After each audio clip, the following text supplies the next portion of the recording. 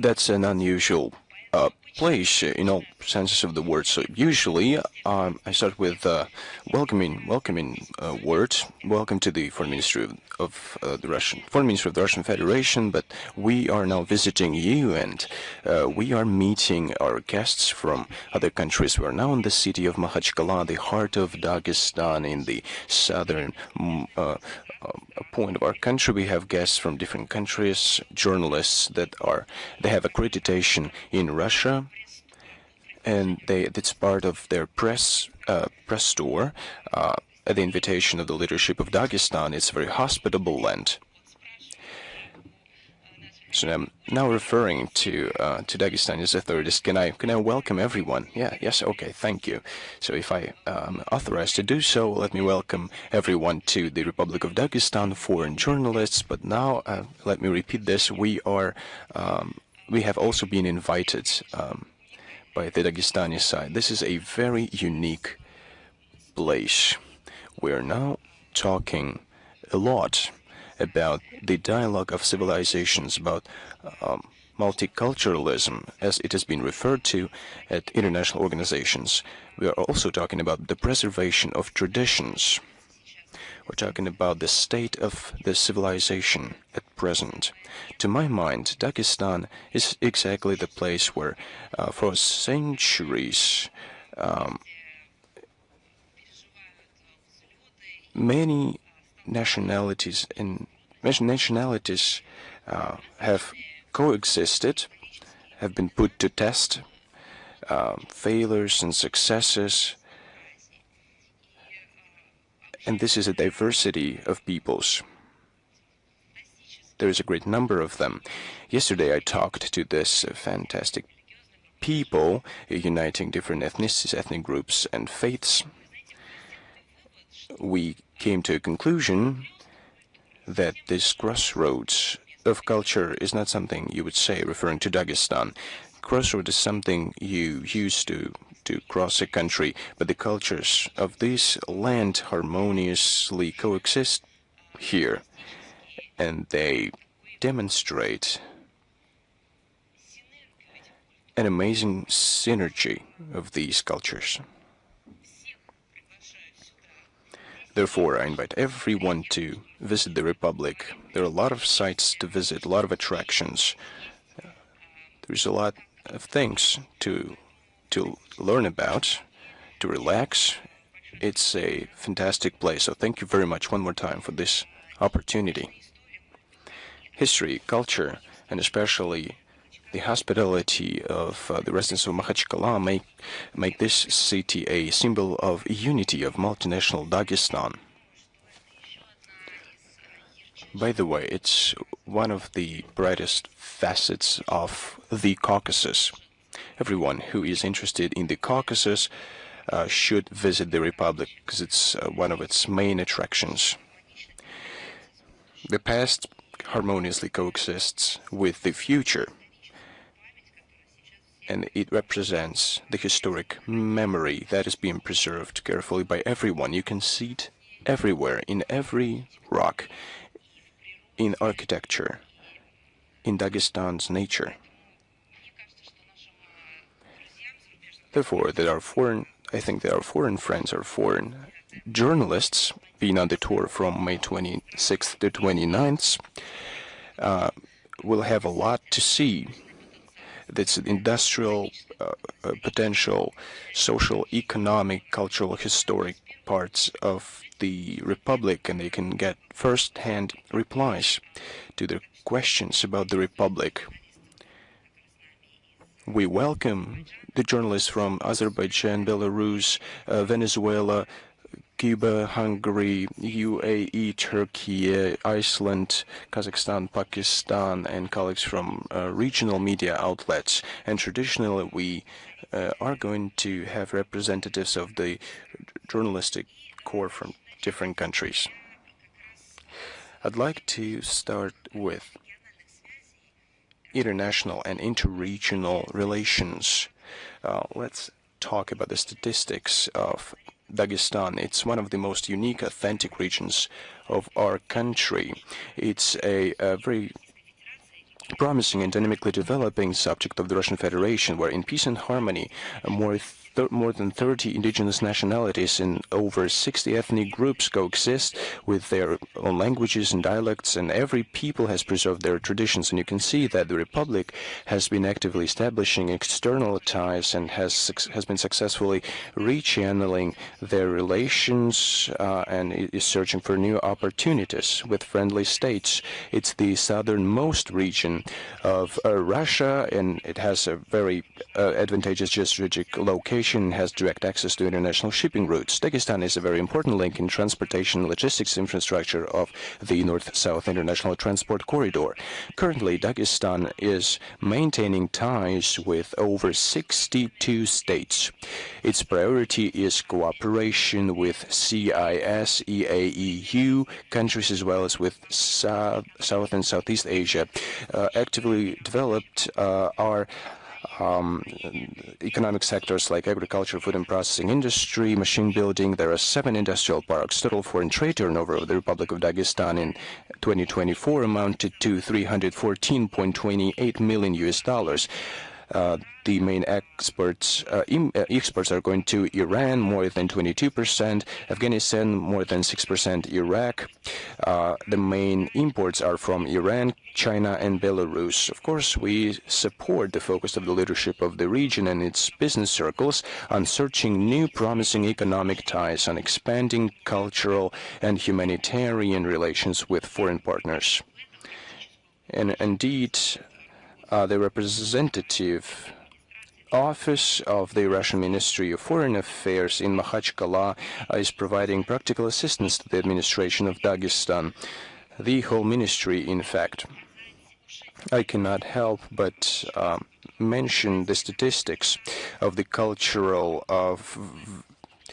diversity of Dagestan. Their folklore, their crafts have been very popular so far. Yesterday in Derbent, we saw the reconstruction of the Azerbaijani theater. It is about to open very soon. About 11 club institutions, 97 municipal schools of supplementary artistic education. Historically, different crafts have been widely popular here. Artistic processing of metal, the famous Kubachi artisans that we saw yesterday at a museum in Durban. Stone carving is another example. The Dagestani stone is widely known in Russia. Wood carving, pottery production, and famous Dagestani carpets that have recently became known all over the world. In the Middle Ages, in Dagestan, large centers of articles of artistic craft production have been established. And they were distributed in the region and way beyond. From time immemorial, Dagestan attracted and inspired travelers, artists, and writers. In 2023, the Republic celebrated the 100th anniversary since the day of birth of the outstanding national poet of Dagestan, Rasul Gamzatov. The celebrations were a tribute of deep respect to his memory and a reason to remind of everlasting significance of spiritual values. He glorified those values with a national people scholar, so to speak. He wrote about the significance of civil unity, about patriotism, friendship, and brotherhood between the peoples of a great country, and he did it in a genuine manner. And of course, the coast of the Caspian Sea, the golden sands attract beach lovers. Popular touristic routes include landscape site and almost 6,000 cultural and historical heritage monuments. And I think the gem is Narinkala Citadel Complex. It is located in the city of Durban. Yesterday, we had a tour at this complex. It's not the only gem, but maybe the largest one. There, you can see it in every corner, such gems. In the southern Dagestan, we have a unique complex, Shalbuzdag Bazarduzi Yadi Yaridag. This is a good spot for extreme sports lovers. So you can find a place for every hobby, for every interest. You can talk about the city of Durban for hours, and local residents are doing it with a special pleasure. If you talk about artistic culture, they are ready to share the history of their land. Yesterday, when I was flying from Moscow to Dagestan, I was sitting next to a group of, I wouldn't say tourists, but it turned out that they were heading to Dagestan to relax, and they said they would do it regularly, and they visited a lot of spaces, and they were talking at length about Dagestan, that they were discovering it over and over again. They had a special attitude toward waterfalls, deep trenches, and rivers. They showed me pictures, but they said that wasn't the main thing. If not nature, if not the museum, what was the main thing, I asked? Well, they told me, you would understand when you visit the Republic. Of course, it's kindness and hospitality of local residents. Of course, during the year of the 80th anniversary of the Great Victory, I should touch upon the following. Dagestan, to be more specific, the Dagestan Autonomous Soviet Socialist Republic during the Great Patriotic War made a significant contribution to the victory. The Republic and its people participated in the war, both at the front and in the rear. Here, the 44th and 58th Armies were established, the 91st Rifle Division, the Makhachkala, the People's Commissariat for the Makhachkala Rifle Division of the People's Commissariat for Internal Affairs, 714th Anti-Aircraft Artillery Regiment, and many other units. During the Great Patriotic War, almost 126,000 people were drafted to the Army and Navy. Moreover, over 16,000 Dagestanis served in the army and in the navy before the war, who were the first to stave off the strike of German fascist troops. Dagestanis heroically fought in Brest, Leningrad, Moscow, Odessa, Sevastopol, Stalingrad, Novorossiysk, in Belarus, in Ukraine, in the Caucasus Mountains. They participated actively in liberation of the European peoples and of Korean people in China from fascism and Japanese militarism. You can see how it's all now connected with what's going on presently. But back then, we're not talking about the World War. It was an international debt, so to speak, international duty, and is now coming back to us with the help that we provided to the whole world. There are some people who are ungrateful, but there are others who shoulder in shoulder are fighting against Nazism. Dagestani factories and plants, a whole range of products was manufactured. Shells, torpedoes, mortars, canned meat and vegetables, and many other goods. Dagestan was in the rear. Despite that, the whole life revolved around the life of the front, including healthcare institutions. The first evacuation hospital in Dagestan opened in July 1941, during the first weeks of the war, and it was in the city of Derbent. There were 60 evacuation hospitals open during the war in total. Dozens of Dagestanis excelled fighting as part of guerrilla forces in the Soviet territory occupied by fascists, and they participated in the resistance movement against Hitlerites in European countries. God, this tradition is still alive, and Dagestanis are fighting in the regular army now. They're very brave. Further, they were referred to as guerrilla fighters. Now they're called different. They are now volunteers. This tradition is very much alive. The tradition of fighting Nazism, fascism, neo-Nazism, with all that evil that divides people into those who deserve and those who not, just as the right of birth. Military feats of Dagestanis were awarded with high awards of the Soviet Union. 58 Dagestanis were given the title of a hero of the Soviet Union. 7 became holders of the Order of Glory. Over 100,000 Dagestanis were awarded military orders and medals. Thousands of Dagestanis were given orders and medals for dedicated work in the rear. The medal for the defense of the Caucasus was given to over 27,000 people.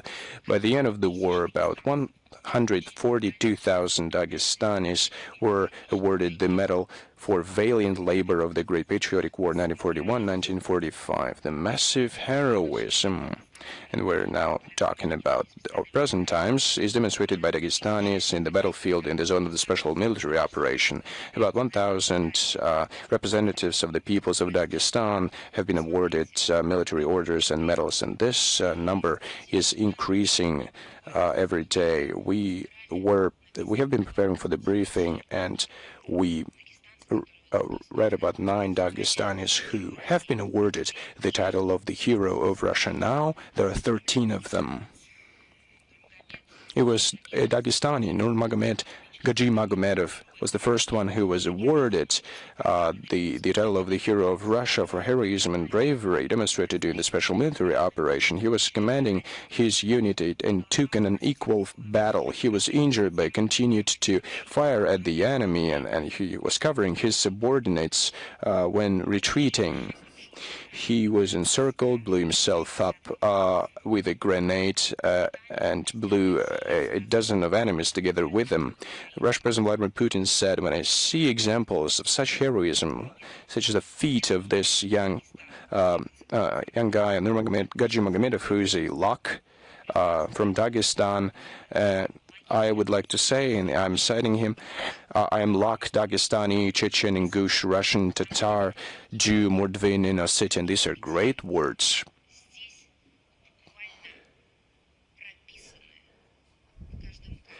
And you can see these words inscripted, embedded in each rock, in each tree, in each monument of architecture. You can see this synergy of nationalities and ethnic groups. you can see the synergy of religions in the best, the most appropriate way. Let's go to the international agenda. We should complete all the tasks that weren't completed in the past, and the guys at the forefront, in the vanguard, are doing this now. Now let's talk about the schedule of Foreign Minister Sergei Lavrov. Last time we talked about the events that are taking place today. I'm going to repeat it. Everything is published on the website, official website, in social networks account. On June 2nd, Sergei Lavrov will receive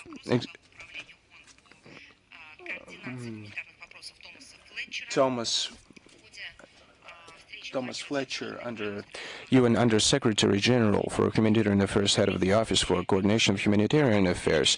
They will discuss Palestine, Israel conflict, Syria, Lebanon, Sudan, and Yemen. Of course, humanitarian crisis in other regions. Of course, they will discuss also Ukraine and a complex reform of the UN. On June 3rd, the Foreign Ministry of Foreign Affairs will host an event for compatriots hosted by Russian Foreign Minister Sergei Lavrov.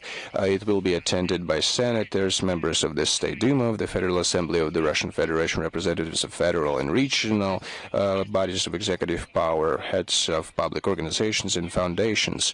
The agenda is going to mainly focus on the discussions of the outcomes of the participation of diaspora in the events, time to coincide with the 80th anniversary of the victory in the Great Patriotic War, and the work of the subject of the Federation in foreign Russian communities, using the example of the Republic of Tatarstan, as well as the preparation for the World Thematic Conference on Russian compatriots living abroad. And on June the 6th, it is an event from the schedule of the Minister of Foreign Affairs. It has to do with the Republic of Dagestan. On June the 6th, the Cultural Center, GLAV UPDK, will hold a presentation of economic investment and tourist potential of the Republic of Dagestan. The event will represent an exhibition demonstrating the achievements of the region and social and economic development, representing its unique nature and unique culture. This presentation will give an impetus to expanding the international affairs, international ties of this federal entity. The representatives of the diplomatic corps are invited, as well as the representatives of the business circles and mass media. Minister Lavrov and the head of the Republic of Dagestan will make their speeches at the event. Now we proceed to the situation around Ukraine, the Ukrainian crisis. Literally every day we see new developments in this track, and just look what they turn the agreements into. Let us be frank. Due to the position of the Kiev regime, it was a challenge to achieve these agreements, and this was done in the Istanbul negotiations. In line with the agreements reached on May 23-25 in 3 stages, there was a prisoner swap according to the formula 1,000 to 1,000. More than 880 Russian military and 120 civilians came back home, including the residents of the Kursk region who were forcefully brought to Ukraine. The same number of Ukrainian citizens were transferred to the Ukrainian side, but there is a difference. None of the Ukrainian citizens were brought forcefully from the territory of Ukraine. In contrast to what was done by the Nazi soldiers in the Kursk region, Russia continues its work to develop a memorandum regarding the future peace treaty with the positions, potential deadlines, ceasefire, in case the relevant agreements are reached. As soon as the memorandum is prepared, I would like to note that the Minister of Foreign Affairs literally comments on the developments daily.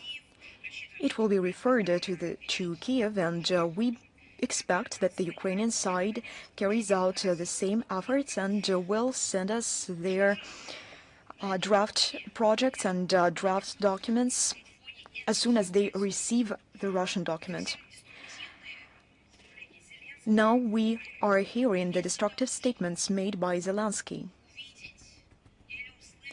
Instead of making any attempts to see or to hear those who are trying to focus on a constructive position, on the concrete results, he starts the escalation of this aggressive rhetoric. He attempts to shoulder the responsibility on Russia for slowing down, for prolonging this conflict, to accuse Russia of the lack of an aspiration of peace, begging for more and more weapons every day. He demands that the anti-Russia sanctions should be stiffened, and everyone is laughing at his face, even those who have been introducing these sanctions for numerous years, because these 17 packages of sanctions cannot be further stiffened, and it was insane. He also asks for the financial assistance to Bankova, and some of these finances looted, some of this is meant for killing. Why are they doing all of this? The answer is evident. In order to hinder the potential peace process.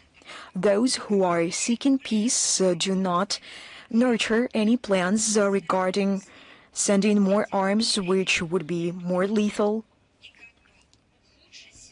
And how could they further deteriorate the situation in order to prevent any plans, some initial plans which were outlined in Istanbul to become substantial and realistic? Not the whole European Union supports this insanity, but we cannot say that it is also the European. You can no longer usurpate the name of the continent. It does not only belong to the West, it also belongs to us, this European continent.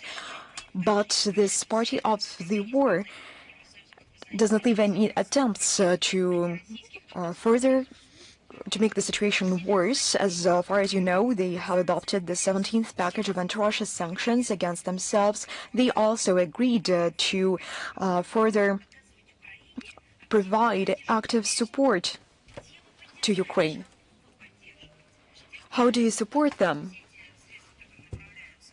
Those who loot all this finance, all these materials and resources onto the Kiev regime, if you speak about the people, you'd better ask them why on May the 21st, during the joint press conference together with the NATO Secretary General Mark Rutte, Prime Minister of the Netherlands, Dick Schoof, said that the countries of the alliance will further support the Kiev regime and invest in its defense, regardless of the result of the Russian-Ukrainian negotiations. This is a ridiculous thing to say. From one side, the European Union, the NATO, you say that at this stage you have to provide them the seat at the negotiation table. Now you start accusing Russia that it doesn't take the proper approach to peace agreement, to peace negotiations. And at the same time, you say that they are not going to take into consideration the outcomes of the negotiations between Russia and Ukraine, and this is insane indeed. Or this is a cold-blooded ideology of those who support nothing but undermining the remnants of peace to benefit the war. And The Hague on June 24-25 will hold the summit of NATO. In the recent days, the Kiev's regime has actively ramped up terrorist attacks against civilians and civilian infrastructure. They feel this impunity. They perpetrate attacks against civilian infrastructure. As far as you know, on May the 23rd, the Ministry of Foreign Affairs made a statement in this regard, and we provided only some facts of the outrageous deeds committed by the Ukrainian armed forces in the Belgrade region on May the 20th as a result of a drone attack against an agricultural facility in the village of Tsarkovny. 2 women were severely wounded. 2 more women and a 7-year-old girl were injured as a result of a drone attack against a residential building in the village of Shebekina on May the 24th as a result of a Ukrainian drones attack in the settlement of Zazuli. 2 Amercom personnel staff members were injured. They came to extinguish the fire caused by the burning of dry grass. 15 civilians suffered from May the 20th to May the 25th as a result of shellings and drone attacks. And you know that many officials, many authorities, they made a meme out of this, trying to explain how you should sympathize with the sufferings of an individual.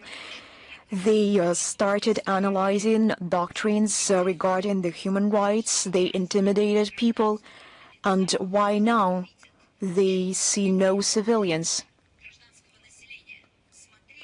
Why are they unwilling to look at the faces of those civilians in the Kursk region as a result of drone attacks and artillery shellings?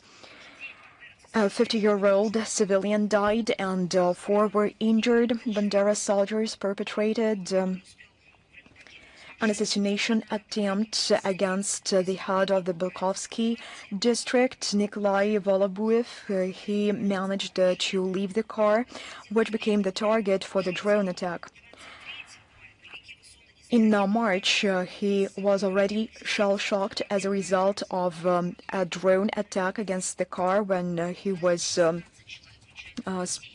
distributing and he was delivering bread for the residents. 64 residential buildings were damaged, as well as 28 apartments.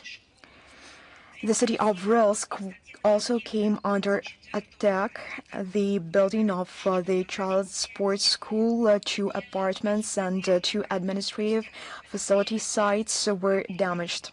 And I can see that in some time for the American and British tabloids, this will become a revelation. They will provide some sensation materials, some digits and numbers, and we provide this information on a daily basis. They are accessible to everyone, and behind all these attacks there are the names, the dates of births and the dates of death of real people, the places where they were treated in hospitals, but they are no longer interested in this.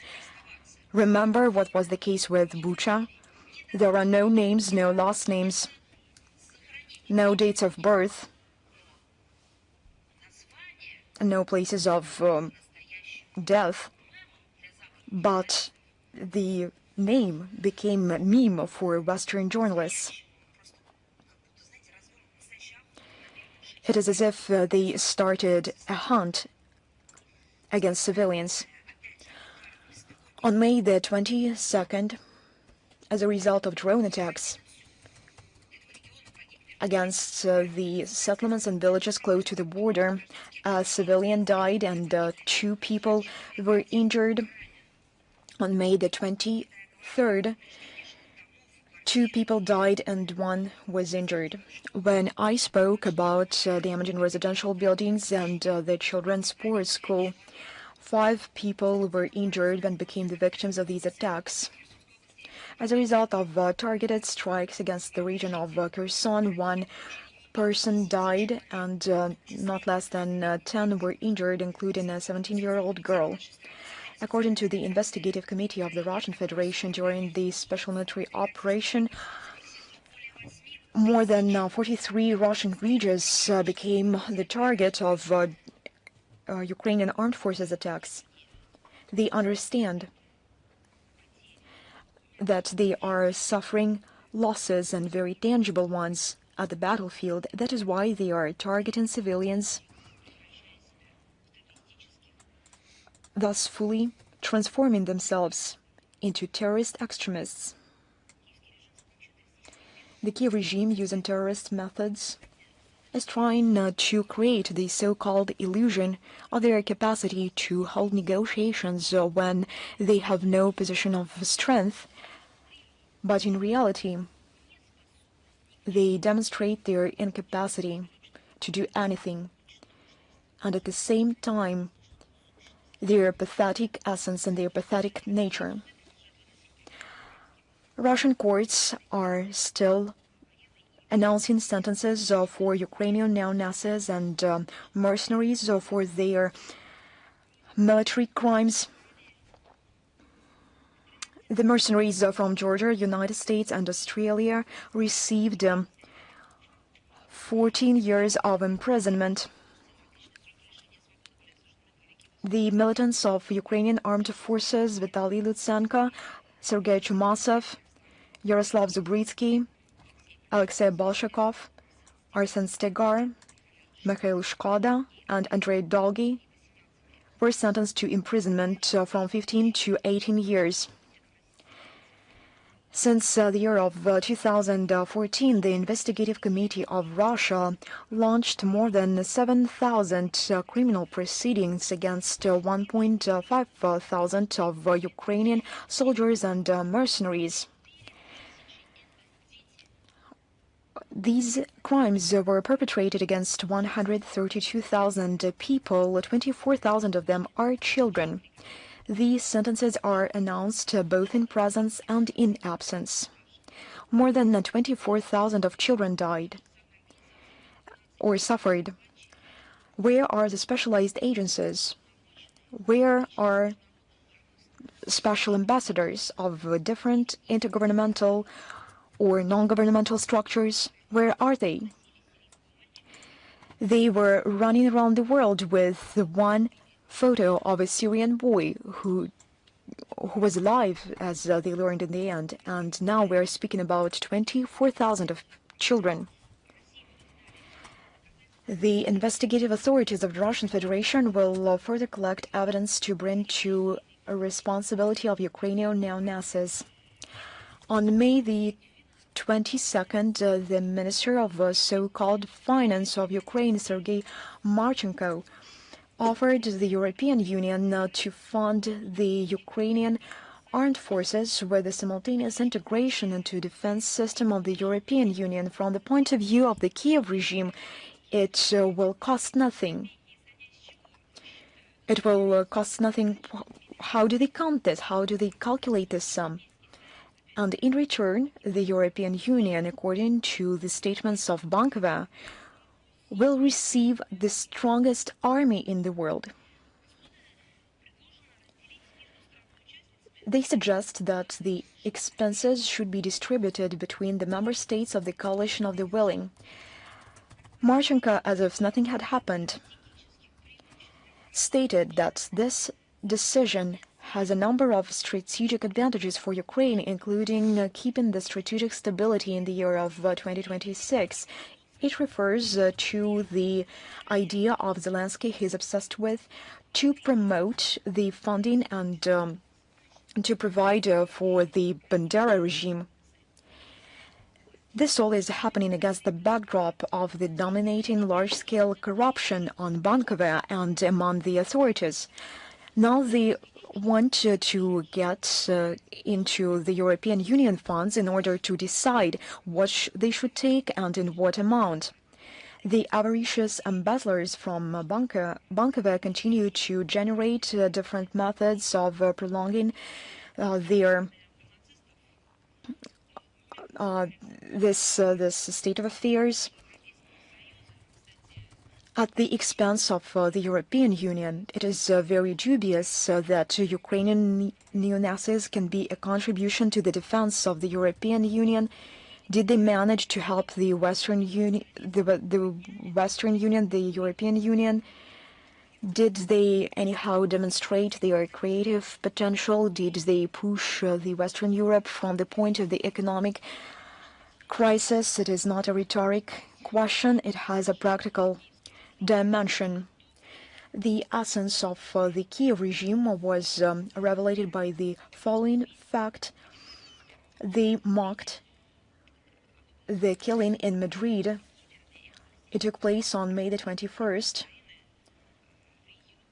The former head of administration under President Yanukovych, Andrei Portnov, who had previously announced their plans to publicly reveal the corruptioners of the Zelensky regime. They were very happy to announce every smallest detail of this killing, how they dealt with this dangerous opponent. And to elaborate on what I have already said, how many Ukrainians are beyond what they call their motherland. They suggest that everyone else in the world protects it, and they will just watch it happen. At every possible occasion, they continue to leave their motherland.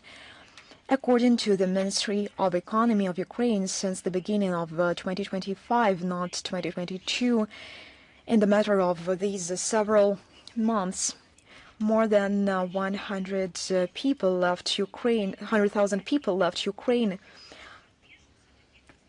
More than 7 billion refugees are now residing all over the world.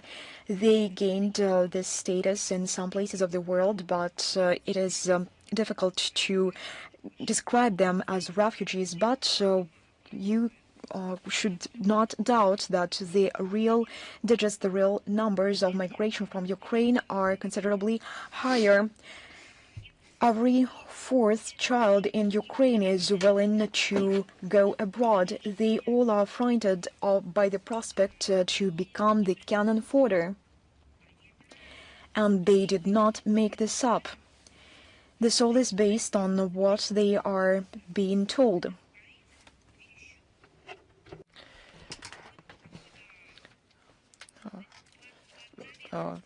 Irina Vereshchuk said openly. She said, she meant Ukrainian children have to prepare for war. Whether there's a ceasefire, a truce or not, the war, she said, is here for a long time.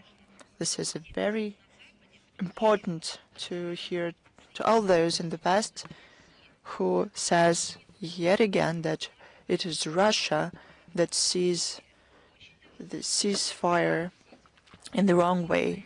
We understand what who think only about war have in mind, and of course the frenzy of the Kiev regime has no limits when it comes to orthodoxy in Ukraine. On May 20th, it sounds terrible, but I cited the transition period established by the law to defend the constitution in the religious organization expired. And officially, among people, it is known as the law banning the Ukrainian Orthodox Church. According to it, the Zelensky regime is going to launch their procedure to inspect religious organizations to find their affiliations with the Russian Orthodox Church. But what is this? They will check documents and finance documents. Their aim is clear. They want to remove the canonic church and to take all its property to the so-called Orthodox Church of Ukraine. They decided to start from the top, from the Kiev Metropolia of the Ukrainian Orthodox Church. The inspection was launched on May 20th. The head of the State Service of Ukraine on Ethnic Policy and Freedom of Conscience. Can you imagine that? Zelensky made it clear that if within a month the Kiev Metropolia does not sabotage with the Russian Orthodox Church, it will be removed under the court decision. What's next? Do they want them to refuse Jesus Christ? They want to destroy the true values tested by thousands of years that are part of the worlds of civilization and to establish their own values. 8 years, something like this, there was an attempt to do the same thing, but it was futile. Now, some 8,000 parishes of the Ukrainian Orthodox Church on the territory under the control of Ukraine are threatened to be closed down. They are going to close down 8,000, I'll tell you one more time, parishes. They want, I quote, clearer, they want the representatives of these parishes to make clear official statements that severing ties with the Russian world is irreversible. That's how the neo-Nazi regime implement their policy to destroy the canonic church in Ukraine. And they do it under the motto of freedom of religion. And their hatred towards everything to do with Russia, with true orthodoxy, Ukrainian officials are becoming schizophrenic. All of these facts I mentioned can be checked. The director of the National Reserve, it is even difficult to imagine or to pronounce reserve. The Kiev Laura, now it's called like this. The head of this reserve, Ostapenko, enthusiastically started to look for the agents of the Kremlin among the paintings of the monastery, and he publicly called them made in the Empire style and called them the frescoes of the Russian world. I'm not going to cite those crazy words that he said about the saint people. They were saint for many centuries. It is sacrilegious even to say out loud. We published 2 reports about the persecution of the Orthodox in Ukraine. The 3rd is about to be published. But Ostapenko wasn't saved by this, by his actions and words. But do you know why? It's natural to think that the presidential office probably took note of it, or human right defenders prompted them that this person cannot represent anything to do with the reserves and heritage sites. You will be really surprised. He was fired for another reason. As Mr. Duchinsky, the head of this service, said, he was fired because of his position towards the fight with the Ukrainian Orthodox Church. He said that the activities of the Moscow religious organizations are banned by law. And it's the Ukrainian minister says, and the Moscow priests desecrated the Laura, and he said that the Moscow spirit mustn't be there. And the process of cleansing the Ukrainian sacred places, can you hear that? Is a priority that demand effective decisions. We call on the relevant international structures and international public to condemn this violation of freedom of religion. I don't know what kind of words they should found, but it is terrible what's going on. This includes the violation of freedom of religions and the freedom of people of faith and priests. The same hatred and anger is caused in the current Ukraine by the monuments to the Soviet soldiers. In Odessa, according to the local media, national radicals that came from other regions of Ukraine took down the memorial plate in honor of children from special artillery school who fought Nazis.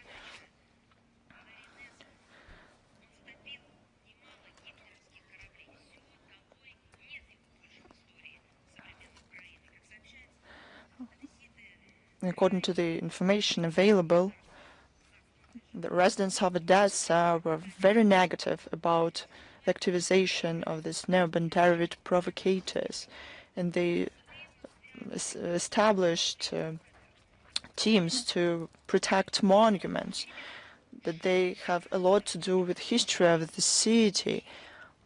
These people can live now because of those heroes. In the village of Sursko-Litovsk, the local authorities and radicals took down a memorial plate dedicated to residents who fought with Nazi invaders. In the village of Karvagi, the order of the war from the memorial was taken down. It was dedicated to the liberators from Nazis.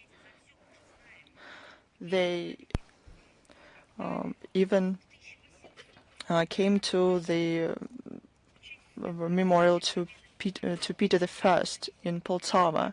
It was erected in 1849. It was erected in 1849, and it endured all the eras and epochs, the shift of historic paradigms, cold and hot wars. But it didn't endure neo-Banderovich. It was taken down. But their aim to forget the history of Russia won't be achieved. All these memorials will be revived. There is no doubt about it. Now, despite the fact that I quoted a lot of crazy things, I would like to draw your attention, because no one can really believe this. They now get to Yuri Gagarin. They destroyed the memorials to Catherine II, Grigory Potemkin, within their fight with the Soviet past. They destroyed the monument to Catherine II while fighting the Soviet past. Can you hear that? There's information in the media that nationalists from the movement Decolonization.Ukraine demanded to take down the plate with Yuri Gagarin with the words in Russian language. This street is called in honor of the first cosmonaut on the Earth, a hero of the USSR, Yuri Gagarin. They are taken down monuments to people, but what gives all these acts a special sense of craziness? They wanted to rewrite the biography of an outstanding Soviet designer, Sergei Krylov. Do you remember that? How can these things happen in one head at the same time? They want to declare this person to be included in the Ukrainian history, and after that they want Yuri Gagarin to be removed completely, despite the clear tie between these two people. But it's a disease. These facts confirm the relevance of the special military operation to denazify and demilitarize Ukraine and to remove threats coming from its territory. All of these aims will be achieved, as our authorities said many times. Let's move on to the next topic, though quite close to this one. I'm sorry. We noted a number of publications about more military preparations of Norway in the north. Those steps concern not only the inland part of Norway, but also the archipelago of Spitsbergen that has special international legal status. On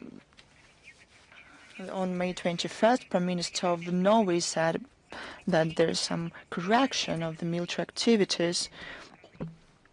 It is more active. We see these words of the Prime Minister as another measure aimed to blur the Norway's policy to limit themselves on foreign military presence and activities on the territory of the country. And we cannot agree with that. First, Oslo cannot make any independent decisions here because all the foreign and defense policy of Norway is aimed at achieving goals of NATO. One more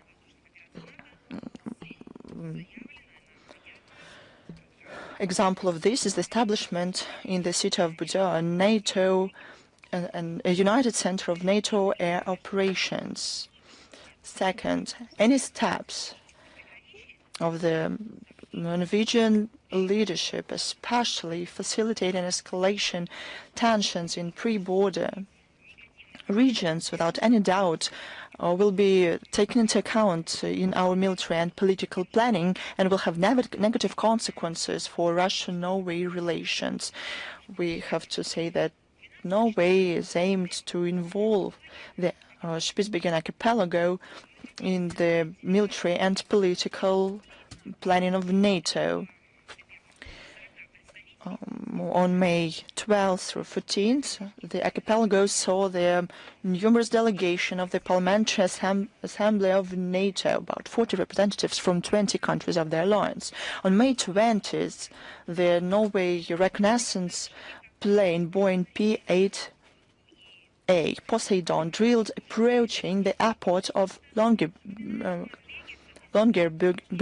that is of purely civilian status. Under the Spitsbergen Treaty of 1920, Norway is committed not to create and to prevent the infrastructure that can be used for military purposes. And all these actions of the Norwegian authorities implemented to ensure their security in reality lead to high military activities close to the Russian borders. we underline that the responsibility for the peaceful development of the polar area belongs first of all to the Arctic states. More about NATO. We follow closely the preparations of the collective West and exercises. This confirms the idea about aggressive stance of NATO that wants to completely exploit the territory of the new member states, in Finland in this case. A vivid example is the involvement of ships and soldiers from Germany, Sweden and Estonia to the exercises Narrow Waters 25.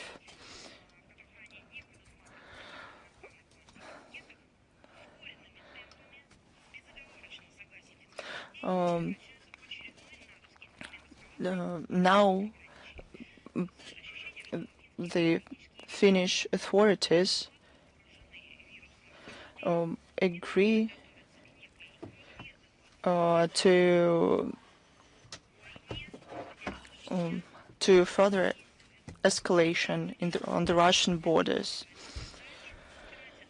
They spent billions from their budget to the imposed narratives from the outside. They have internal issues, first of all, in social and economic sphere, but the authorities ignore this completely. There's an impression that they're pushed to some kind of precipice and they don't even understand where they're moving. It's up to the people of Finland to decide, but we understand how the information space there is blocked. And a lot of people don't really understand what's going on and what is happening.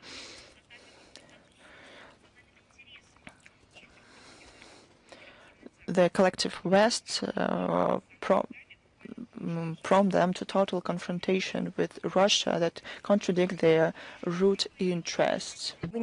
Now let's talk about Afghanistan. On May 25th, a humanitarian aid batch arrived. 1,280 tons of wheat flour.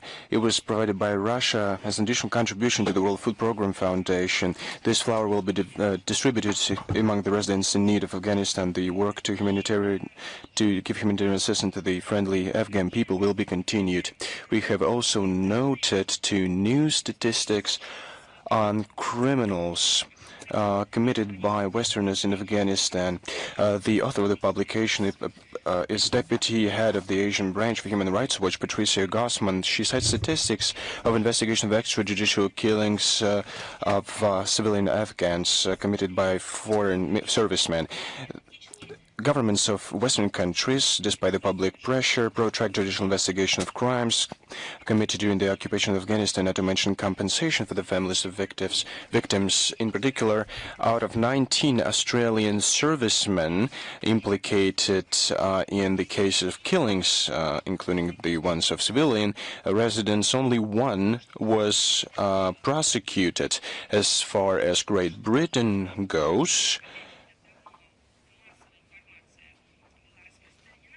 information was distributed there in Britain. Well, there was no investigation of such cases there. On our part, we welcome all calls of human rights defenders who require a proper retaliation for crimes committed by Western servicemen during the occupation of Afghanistan and prosecute all those responsible. They have created quasi-structures, international criminal courts, and they create agenda for these quasi-structures, and they tell stories. Here are the facts. You can see the victims, their families, and we have evidence that we know those who killed Afghans. We have statistics, dates, everything has been supported by relevant documents, but no one is interested in looking at them. Why? Well, to a larger extent, because they are are guided by segregation logic. There are some people who deserve to be protected by human rights, and those who shouldn't even know that they have rights. And secondly, any reason, be it international, legal reason, domestically or internationally, is used not to achieve justice, not to seek truth, not to implement the legislation in practice, but only to make it follow the line of geopolitical aspirations. Now, South Sudan, we saw escalation of tensions. It causes deep concern. We see clashes that lead to casualties, including among civilians. The situation is exacerbated by this ethnic component. We believe that the solution by force is not possible. A new round of escalation of armed confrontation in South Sudan is a challenge for the whole sub-region. It is full to the brim with negative factors. These are domestic conflicts in Sudan and Somalia, in the east of the Democratic Republic of the Congo, instability in the African Great Lakes and in the Horn of Africa, geographical proximity to the Sahel region with a whole number of problems. Thus, prerequisites are created for wide destabilization in the conditions of transparency of the borders. It contributes to a transfer of operatives and illicit arms trade and other criminal activities. It's very important to look at the efforts of African community to peacefully end block military and political crisis in South Sudan. We hope that the South Sudanese sides will support African partners' help and will show political wisdom and will help to curb the further escalation of the armed conflict and return to updated agreement and peaceful settlements of conflict of the Republic of South Sudan of September 12, 2018. Now let's go back to the celebration of the great victory in the Great Patriotic War. Now let's see what happened on May 9th with our foreign partners and allies. Like-minded countries celebrated the 80th anniversary of the great victory. Well, let's see how our foreign allies in the anti-Hitler coalition celebrated this event. Well, you saw this. For example, for Global Affairs Canada was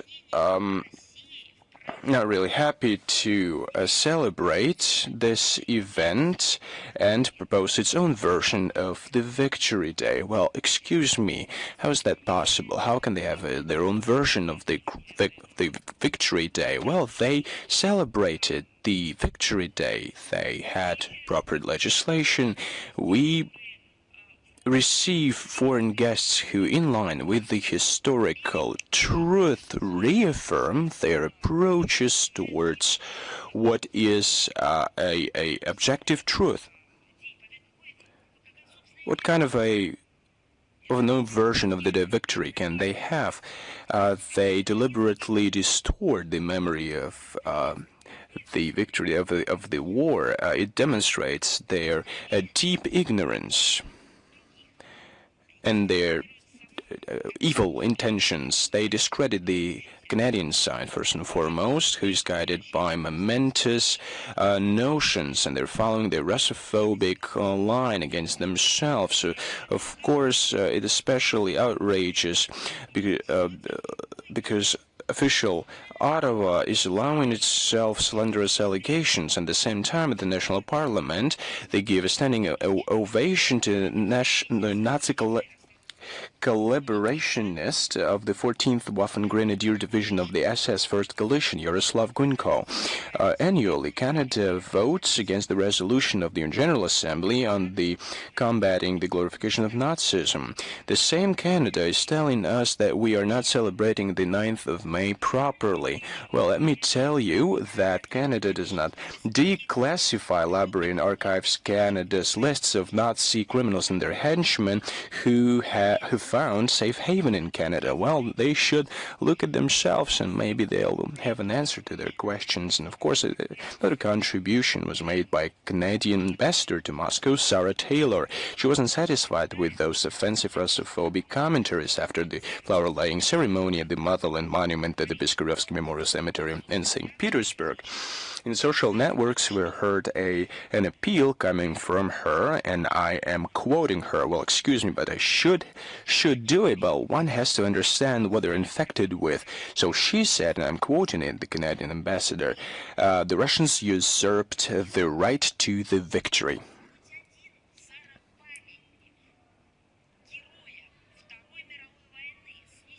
Well, have you rescued a single monument dedicated to the heroes of the Second World War? Have you posted anything on the social media to condemn barbaric destructions of the tombstones dedicated to the soldiers who fought against Nazism on the European continent?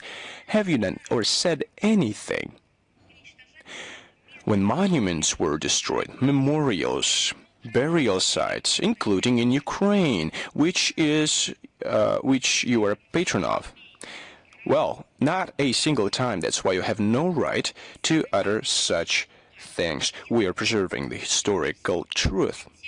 And we are doing it for those who are guided by common sense, for future generations on different continents who will recover from that infections, from this historical amnesia, and they will want to learn what the truth is. The Canadian side should stop rewriting the history of the Second World War, should abstain from provocative rhetoric and focus on the objective evaluation of the past. The Day of Victory is not a subject for political speculations. It's a symbol of unity, decisiveness against any manifestation of Nazism, fascism, and other hatred towards human beings, and this memory about the heroism and self-sacrifice of the Soviet people against Hitlerism is sacred, and any attempts to vilify it will be decisively curbed. I told you that we will give you examples to compare our celebrations of May 9th or May 8th, is what they celebrate in Europe, the Day of Liberation from Fascism. Well, we'll compare those adequate manifestations of celebrations to anti-festivities of the victory over Nazism. Estonia, May 11th, Tallinn, 2025, the epicenter of the 80th anniversary of the victory. Our compatriots brought flowers to a long-suffering monument to Alosha. Well, they found a white spot and insulting inscription on the sculpture. The Foreign Ministry of Estonia received a note with a request to bring those guilty to justice and take measures.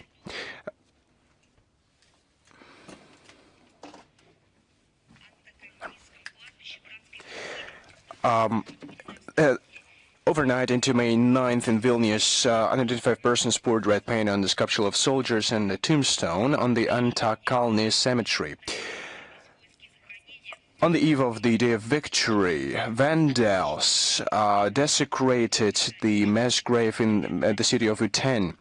A part of the date, 1941, was covered with black paint, and they wrote 39 close to this inscription, a place of death of hero of the Soviet Union, Lieutenant Yefim Belinsky, close to the city of Klaipeda, is another example. The concrete tomb was smeared with mud. They desecrated the hero. They desecrated themselves by doing that. Germany, one of the most cynical incidents happened in Bavaria. Compatriots residing in Munich reported that from the wreaths that were laid on May 6th to the monument on the foreign execution site of SS in Hebertshausen, close to the Hau Memorial site, that were laid by Ambassador of Russia and Consul Generals of Russia and Belarus. ribbons were ripped off and removed. What did you do with those ribbons? Where did you put them? It turned out that personally director of the memorial complex, Gabriele Hammerman, is behind all of this. She introduced a ban on using national symbols of Russia and Belarus and gave an order to rip off the ribbons. That was the way when Jews were marked with yellow stars in Germany. Then, in the following decades, they were treated through a special program, but not everybody was recovered. Consulate General in Bonn sent to the local police a statement to initiate criminal proceedings on vandalism and bring perpetrators to justice. This is lawlessness aimed at denial and rewriting history. It's desecration of the memory of victims of Nazism, justification and approval of crimes of Adolf Hitler and his henchmen, mockery of state symbols of the country. His diplomatic representatives are accredited in Germany in accordance with the Vienna Convention on Diplomatic Relations. It gives dip missions and consular institutions comprehensive immunity and right to use their national symbols without any limitations. But somebody in Germany made up their mind to ban this. According to current situation, well, they used to mark us in concentration camps with red triangles. They gave us, they saw badges with inscriptions Ost and SU and others. Well, they continue to do that. They remove any reminders, including ribbons from diplomatic wreaths to anonymize their memory. But we remember Bulgaria, May 6th, 10th, and 11th on the monument of the at the mass grave in Lozenets. Insulting inscriptions were made. Responsibility were claimed by members of neo-Nazi formation, National Legion of Bulgarian Youths, Decommunization BG group, and initiators of annual procession to honor the accomplice of Hitler, Hristo Lukov from pro-fascist movement, the Bulgarian National Union. On May 8th, a monument to Red Army soldier Kalinin in the settlement of Chilopich of the Sofia region was desecrated. On May 9th, a memorial plaque in the settlement of Haskovo was covered with paint. It was put up by the Russian club. The Czech Republic, the city of Teplice, if not for the Russian army, it would not be even a German city of Teplice. It just wouldn't exist. It was liberated on May 7th, 1945 by the 10th Guards Tank Corps. Teplice is known for the fact that in 1939, well, somebody remembered in Europe after Germany exceeded the Sudetenland in Germany as a result of the Munich conspiracy. One of the largest synagogues in Czechoslovakia was burned down during the liberation. Then on May 7th, an act of flagrant vandalism was committed with regards to the monument of the Red Army. From the pedestal, the sculpture was knocked off and destroyed, dedicated to Soviet hero. The investigative committee of Russia, Alexander Bastrykin, initiated the criminal case on desecration of the memorial. We hope that they will be punished. Copenhagen, Denmark, on May 9th, on the Bispebjerg cemetery. A monument was sprayed. It was dedicated to Soviet soldiers. Every act of vandalism is another brown spot of reviving fascism on the map of the European Union. We'll just wait a bit, and the U.S. will not be able to wash off this shame. The Russian embassy returned to Danish authorities with requirement to investigate this act of vandalism and to bring those guilty to justice. Today, the Russian Foreign Ministry will publish on this official website a report on the desecration of official monuments dedicated to those who fought against fascism and Nazism. It will be published in both Russian and English. It is dedicated to activities, to acts of certain states. I just gave you facts behind which are vandals and other criminals, crazy people. This report will give an assessment to the acts of states themselves. First and foremost, the Baltic states, Poland, Ukraine, who under the pretext of the special military operation conducted by Russia to intensify demilitarize Ukraine and protect the population of Donbass, destroy the Russian Soviet memorial heritage and their own heritage as well, desecration to the fallen. They destroy ideological enemies, and all these manifestations became commonplace in the countries that listed in this report. They cover with the laws of the so-called decommunization. They demolish the memorials dedicated to Soviet soldiers. Their governments are now trying to consolidate the anti-Russian front at the same time. Why this has nothing to do with the decommunization? It is different. They are reviving the neo-Nazis because simultaneously with the demolition of the monuments to the heroes of the Second World War, they erect monuments to Nazi criminals. They enshrined on the legislative level that they protect them, and the actions of activists against monuments to the Nazis are persecuted, and they are clearing up the historical memory. In terms of the content, this document is based on the provisions of the theme-related resolution of the UN General Assembly, the fight against the glorification of the Nazism. The resolution underlines that the General Assembly is deeply concerned with the numerous attempts to desecrate and to demolish the monuments, to transfer and to exhumate the remnants of these soldiers. The UN General Assembly, as well as the resolution, decisively condemns the incidents which have to do with the glorification and the propaganda of the Nazism. Please apologize me. Covering the monuments with drawings, is it a norm?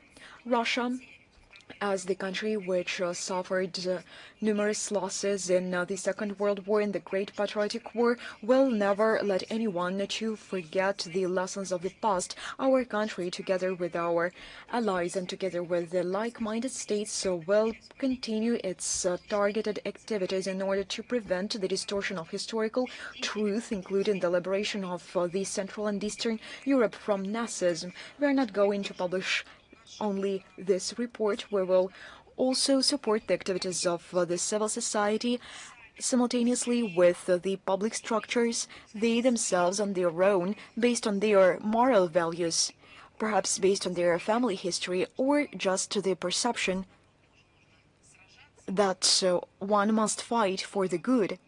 They carry out these efforts and these activities. All what they do, the factual materials that they gather and collect, we will support them in this endeavor. The other day, on June the 12th, we will celebrate the 70th anniversary of the space launching facility Baikonur. It was the place where the humanity made a step into the outer step. We congratulate everyone who has to do with this event. It won't be an exaggeration to say that on Earth there is no one who doesn't know what Baikonur is. It was the place where the first artificial satellite was launched, as well as the first piloted flight, which was carried out by the Soviet cosmonaut Yuri Gagarin. Baikonur is the largest space launching facility in the world. Around 100.5 thousand cosmonauts and astronauts from the USSR, Russia, and other states were launched to outer space, as well as space shuttles as Vostok, Voskhod, Soyuz, and others. Orbital stations salute Mir and others were sent in outer space as well. And Baikonur is involved in international cooperation as part of the International Space Station. Baikonur has a very important international meaning and importance. This is a symbol of many-year friendship and partnership with the full respect of all norms and principles of international outer space law. On June the 12th, the Russian embassy in Beijing will organize a reception dedicated to the Day of Russia. Ambassadors, authorities of the People's China Republic are invited, as well as other representatives. As part of the event, the National Philharmonia Orchestra of Russia will perform by the Great Wall of China, led by Vladimir Spivakov. The program will include the music by outstanding Russian and Chinese composers. At the same time, from June 12 to June 15, they will open the Moscow Seasons in Beijing at the central street of Beijing, which are organized as a part of the cross-cultural years of Russia and China. Everyone will be able to attend the exhibit, the Fair of Moscow Souvenirs, to enjoy the performance of different artists and performers. The Tourist Information Center will open its doors these days. Everyone will be able to get to know the Russian capital, to learn about its rich cultural and historical variety. On June the 13th, China will host the conference, The Cities of the Future, Synergy of Strategic Partnership between Moscow and Beijing, where the participants will discuss the sharing of expertise and cooperation. Now I'm ready to answer your questions.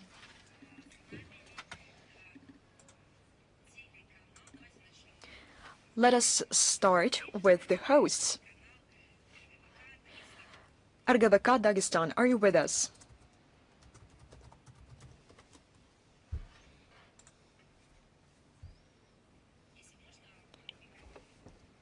Will you please turn on the microphone?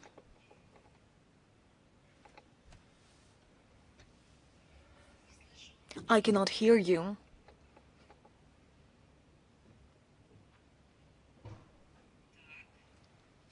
Well, colleagues, please tell me.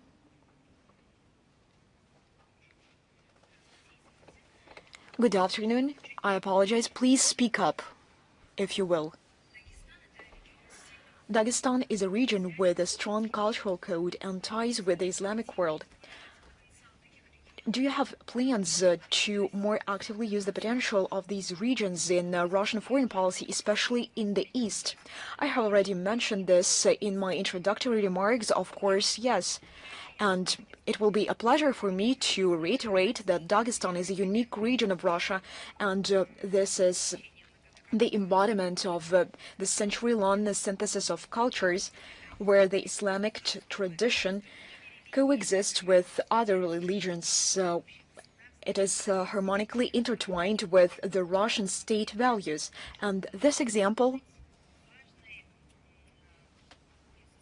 can serve as an important component when we are seeking an answer to the question in many points of the world: how can we combine this? How can we combine this which cannot be combined according to the point of view of some others? How could these religions coexist in this harmonic way, in this harmonic manner? Just wait a second. I will be frank. Yesterday, I tried to ask questions, not without provocations, the tour guides, the local people. What culture dominates the region? I did this from many different sides, and to all provocations, I received only one reply: we are Dagestan. And when I asked questions about art, about the language, about the culture, please tell me, perhaps there is a dominating component. No, there was only one word: synergy and coexistence. It is remarkable because these were improvised dialogues. They were not prepared ones. I was trying to understand, I was trying to figure out, and people do have this attitude towards their culture and towards the unique character, unique features of the region from this very point of view. And I believe that this experience can be borrowed, and it can serve as a role model for those who are trying to understand in what way this can be done. This does not mean that we have no problems, that we did not have them, or we won't have them. This is a live organism, and this is a development which we are seeing about the ways to overcome these problems. This does not only deserve our attention, but this can be used as an example of success. The historic proximity to the Islamic states of the East creates a promising and conducive environment for developing inter-civilizational dialogue between the regions of the Russian Federation. For instance, in September 2024, we successfully organized the religious forum Peace to Your Home, which brought together spiritual leaders of the federal entities of the Russian Federation and from abroad.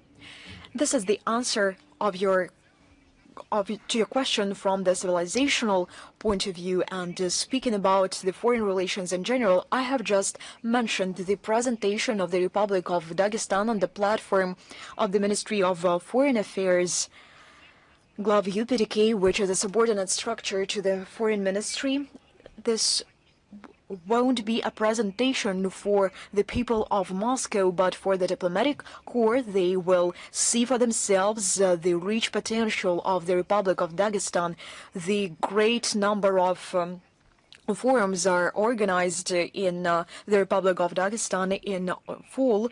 The digital forum will also be held there with the international participation. These are just some of examples. This is not the matter of the future, because the experience of Dagestan is successfully used in foreign relations of Russia between the eastern states in the context of the coexistence of religions and cultures. The region increases and boosts its ties with the Organization for Islamic Cooperation.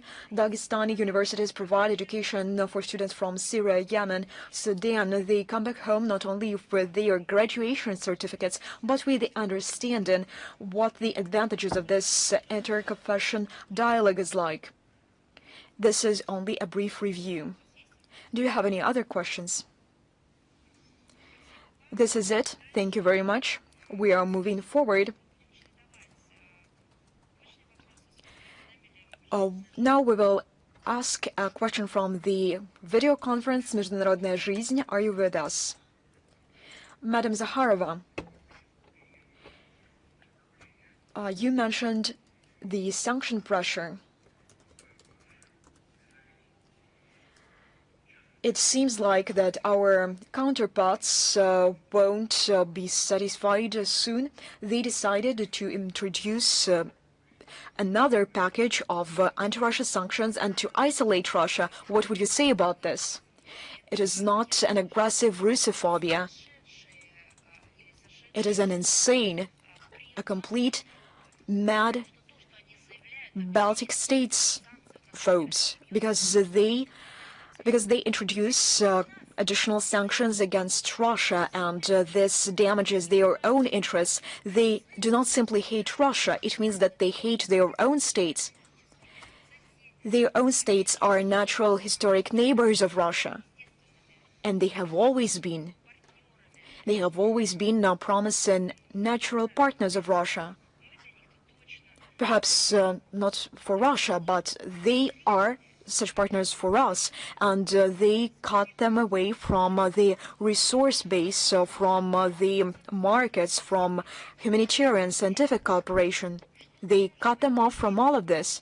What for? Perhaps they made a scientific discovery, a scientific invention, which was nurtured by this Russophobic ideology. Perhaps this was the case. Nothing of this kind. Take any sphere of life. They have the so-called anti-achievements. In my mind, first and foremost, one should understand that this now is beyond Russophobia. And this is a Baltic states phobia when we mention the statements of the authorities of these Baltic states aimed at introducing more destructive measures on our shared European continent. On the other hand, perhaps we should turn the blind eye to these statements because they take these positions on a temporary basis. These are not people who are elected by their own people. They come according to the lists. Their own people do not appreciate their actions. They come according to the lists from the European Union and the NATO offices. There is another point here. The destructive line pursued by Riga Vilnius. And this destructive line triggered a massive population outflow from their states. They present their statements as a nation-oriented policy, and it is not the case. And you can see the result. This population outflow triggers not only in damaging and destroying the economy, in destroying education, science, culture, and the society, their whole community. These trends will persist and they will become stronger and more tangible. Russia will further consolidate its ties with the world majority, those who choose to follow the common sense, no matter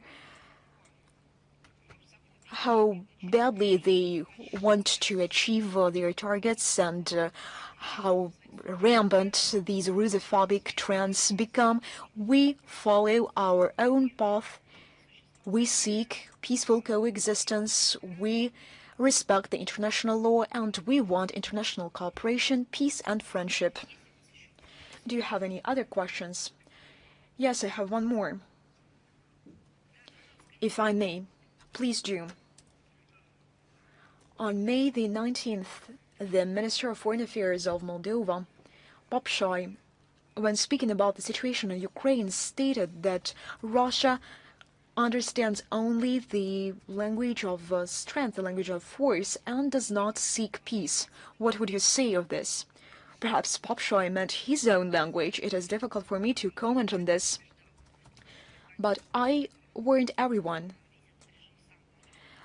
that when the Sound regime starts speaking and opens its mouth, they will receive facts and factual information in response. And these are some guideline books sent from Brussels in order to support this subject on the agenda. Perhaps this is a preparation for the elections. We have drawn the attention on numerous occasions that the military structures of the Moldovan Republic are being drawn into the NATO. They pour Western arms into the Moldovan military. They organize military and technical military exercises which do not serve the interests of Moldova. Let me give you some examples which testify to the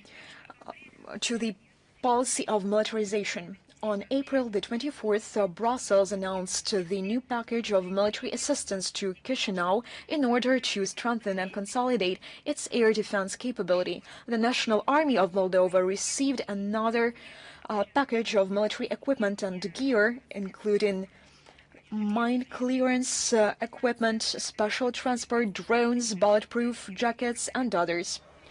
On May the 15th, in Berlin, they signed an intergovernmental agreement between Moldova and Germany in order to provide financial assistance and sending a consultation group of the Ministry of Defense of Germany in order to speed up the modernization of the military sector. Why are they doing this?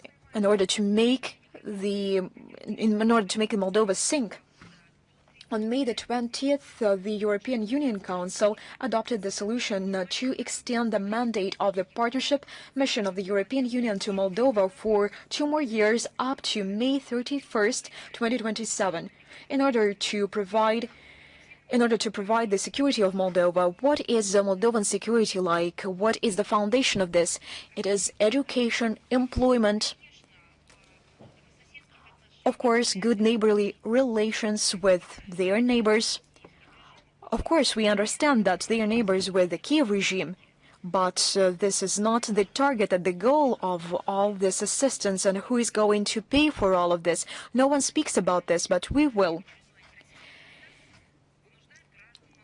These are the citizens of Moldova who will have to pay for transforming their own state into another anti-Russia stronghold, because they will have to pay for the service of these many million loans. You remember very well these grants, these awards and others, and common people of Moldova, those people who strive to earn for their living, they will pay for these loans.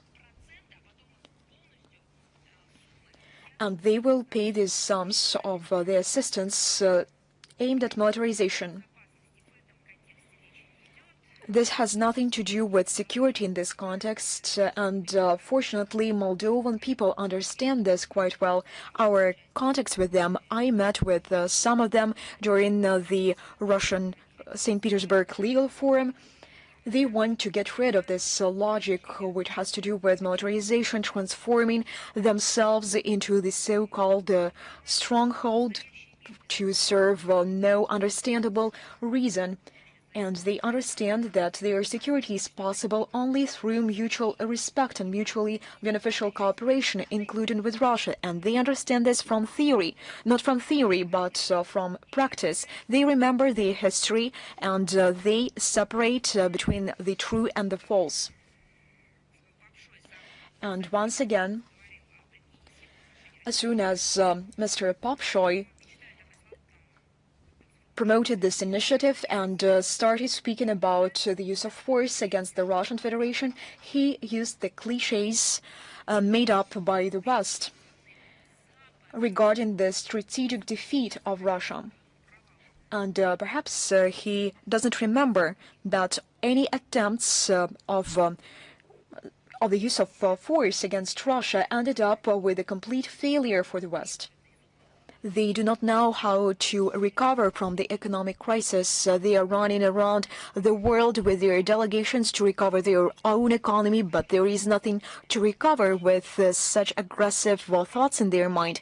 Why do they involve Moldova in all these actions? Being the citizens of Moldova, at least on paper. But as far as I understand, most of them, the majority are the citizens of some other states. This is a destructive policy, but we will respond to it. Let's give the word to our foreign colleagues. Al-Mashad with us. Yes, I can see you. Good afternoon. The West continues to introduce sanctions against Russia. You commented on it already. Despite all peaceful efforts from Russia, the sanctions continue. What does Moscow think about the sanctions? How they can influence to continuation of peaceful efforts? You know, the sanctions started against Russia not in 2022. They were introduced directly and aggressively since 2014, but they also were in place before that. We couldn't fully participate in formats while we were full-fledged members. Think about it. Remember this. We didn't have possibility even within G8 to participate in the work of the economic cluster. Isn't it the indirect sanctions? When it came to real economic decisions, we couldn't participate. It's not the only example. For example, endless ideas in the US, how to restrict trade with Russia and economic ties. The amendment of Jackson-Vanik, that it was adopted during the Cold War to give the possibility to Jews to leave the USSR. Many of them came back to Russia, to the Russian Federation after the USSR dissolved, but the amendment was still in effect. It took a decade to overcome this mentality and to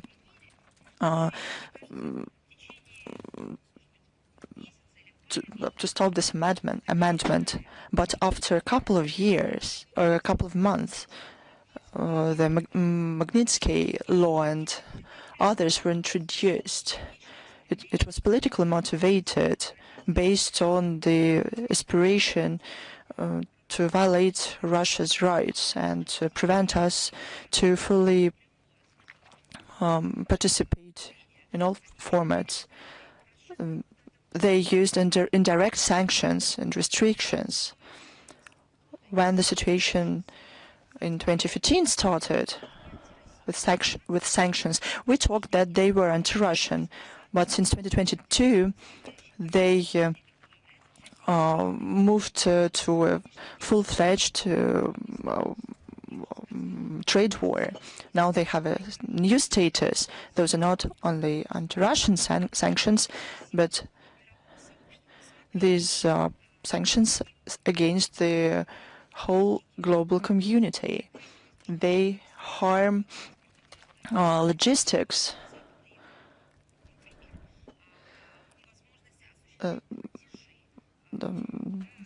problems with payments, blocking of accounts, sanctions replicate themselves to third countries.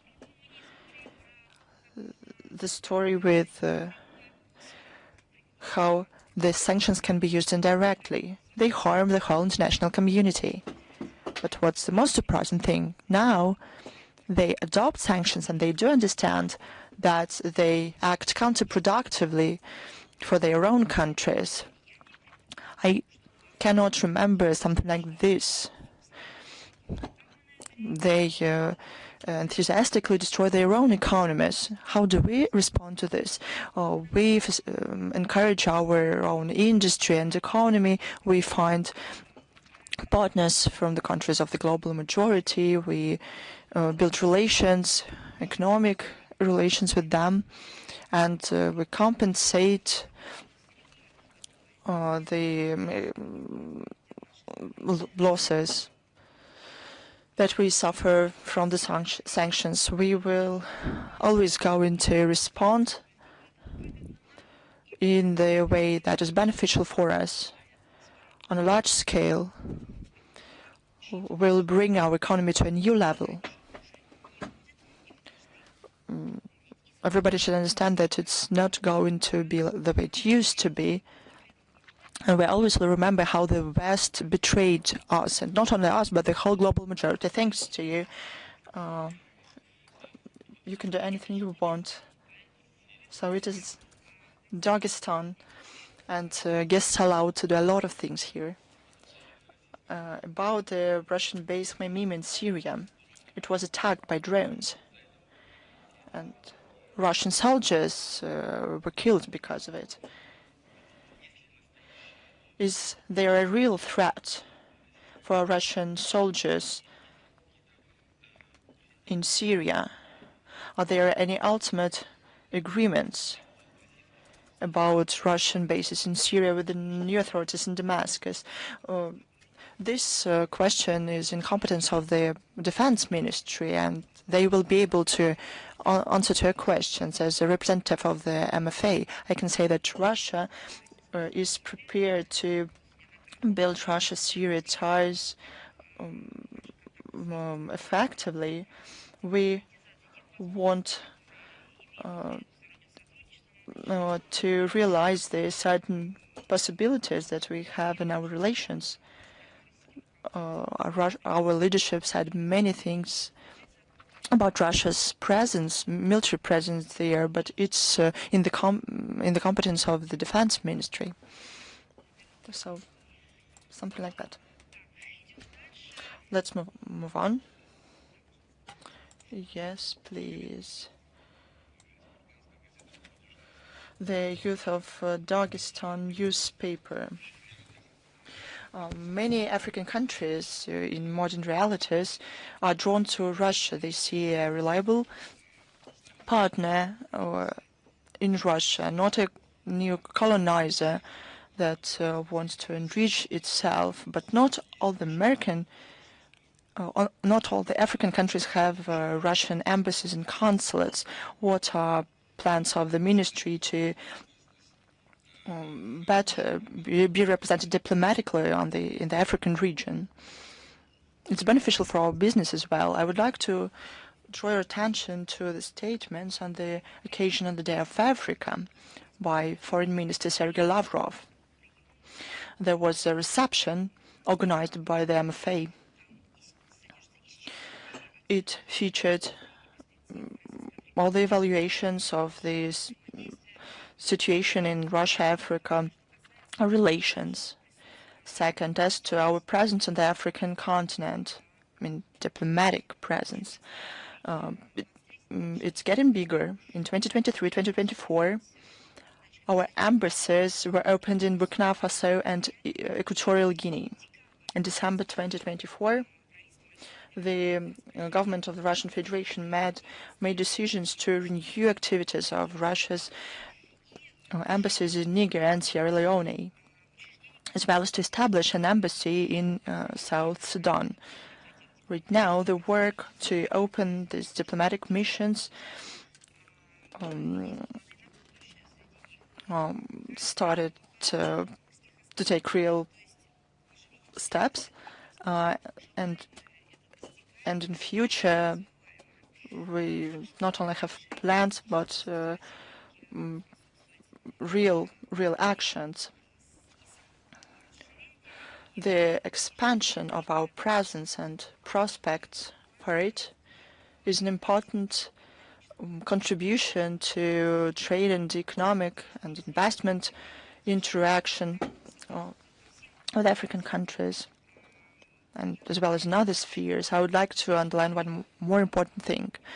This is a two-way road, and we note and we respond to those calls of the African countries to make our dialogue more active. Many times in various formats, while working in the Russian mission at to the UN, while talking to various diplomats, heard the phrase from African diplomats, "Go back as soon as possible, amplify your presence here. Africa needs Russia. We need the balance in the world." It's not only about investments, about support. It's about the balance. Who, if not the African continent, knows that the one center of decision-making, one center of power that was self-declared to be dominant, they have known this throughout their history, not from history books, but from life.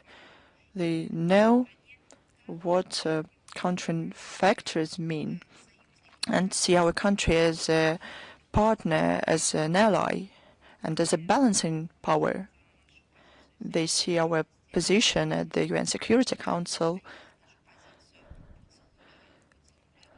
and in a number of regional issues, and they draw their own conclusions.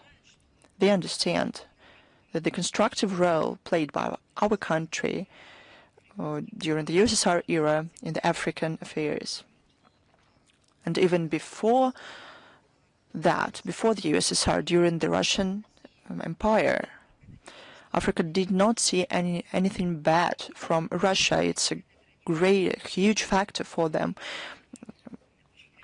They want more our presence there, and we respond to this. We hold forums and summits, Russia, Africa, and ministerial meetings. this is not only classic diplomacy and protocol. All we do real things in various tracks, from investment forums, educational forums, women's conferences. There are non-governmental meetings, journalists discuss things. This is based on mutual interest of Russia and African friends to build dialogue further. It will be continued. Thanks to you. Let's move on. Is Vestia with us? It will be joining us online.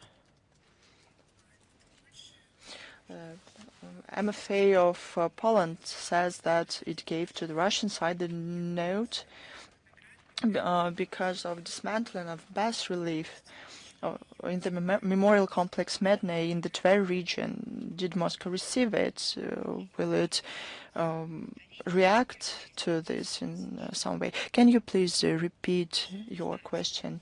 The Polish MFA say that it sends to the Russian side the note following the dismantling of bas reliefs of Polish military decorations from the memorial complex Medne.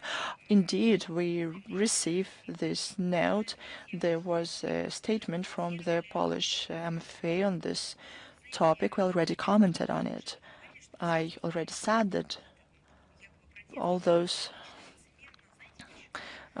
protests look cynical and hypocritical because they consistently, for many years, destroy Russian memorials, and they do it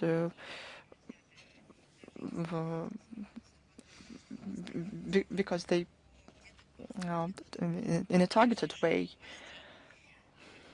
with the agreement of authorities in some cases, and this is a special cynicism because the note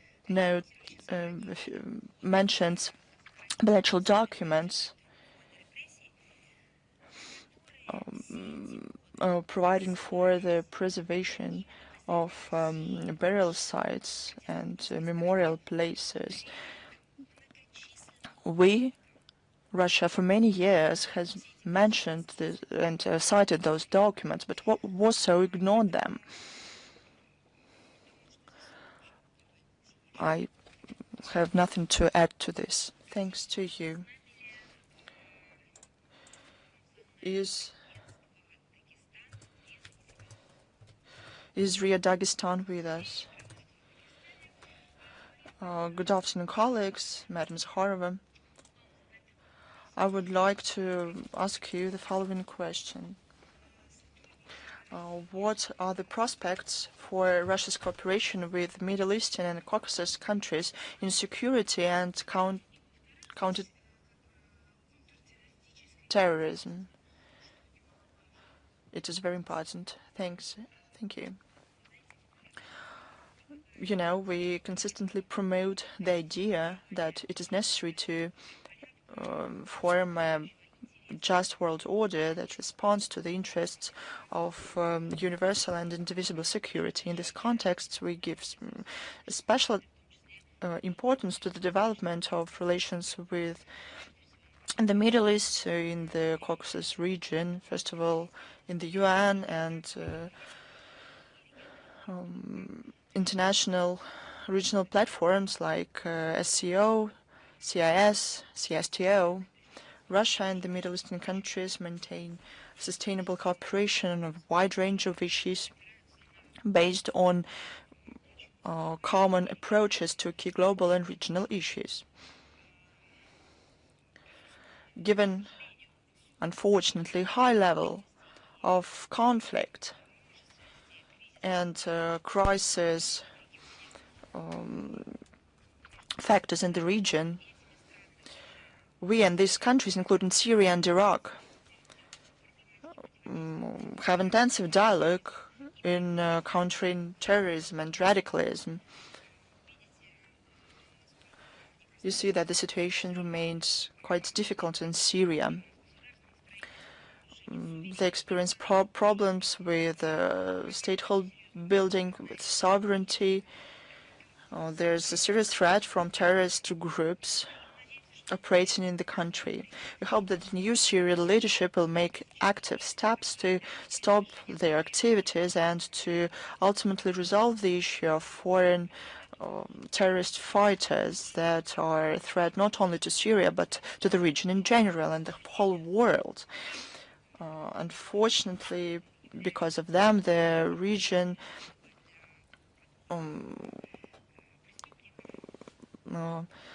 have favorable conditions for these criminals. We think that Syria has no place for people stained with blood. They have nothing to do with the Syrian people. We support the efforts of the Iraqi government in counterterrorism and want to develop cooperation on this track.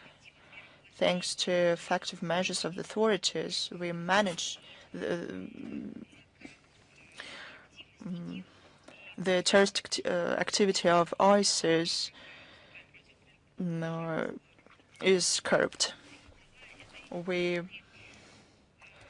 oppose any interference into internal affairs of this country. Unfortunately, new hot spots and exacerbation of the military and political situation in the Middle East is caused by destructive policy of the Western countries to forming dividing lines, encouraging regional disputes. A weaker authority in the countries of the region, crisis there, lead to terrorism spilling over. We maintain active dialogue with the Caucasus partners to strengthen security in the region. We maintain close cooperation with Azerbaijan, Armenia, Abkhazia, South Ossetia in counterterrorism. There's a legal basis that works effectively between our law enforcement bodies and special services of our countries. We build up this work in counterterrorism, and there is mutual interest in it, and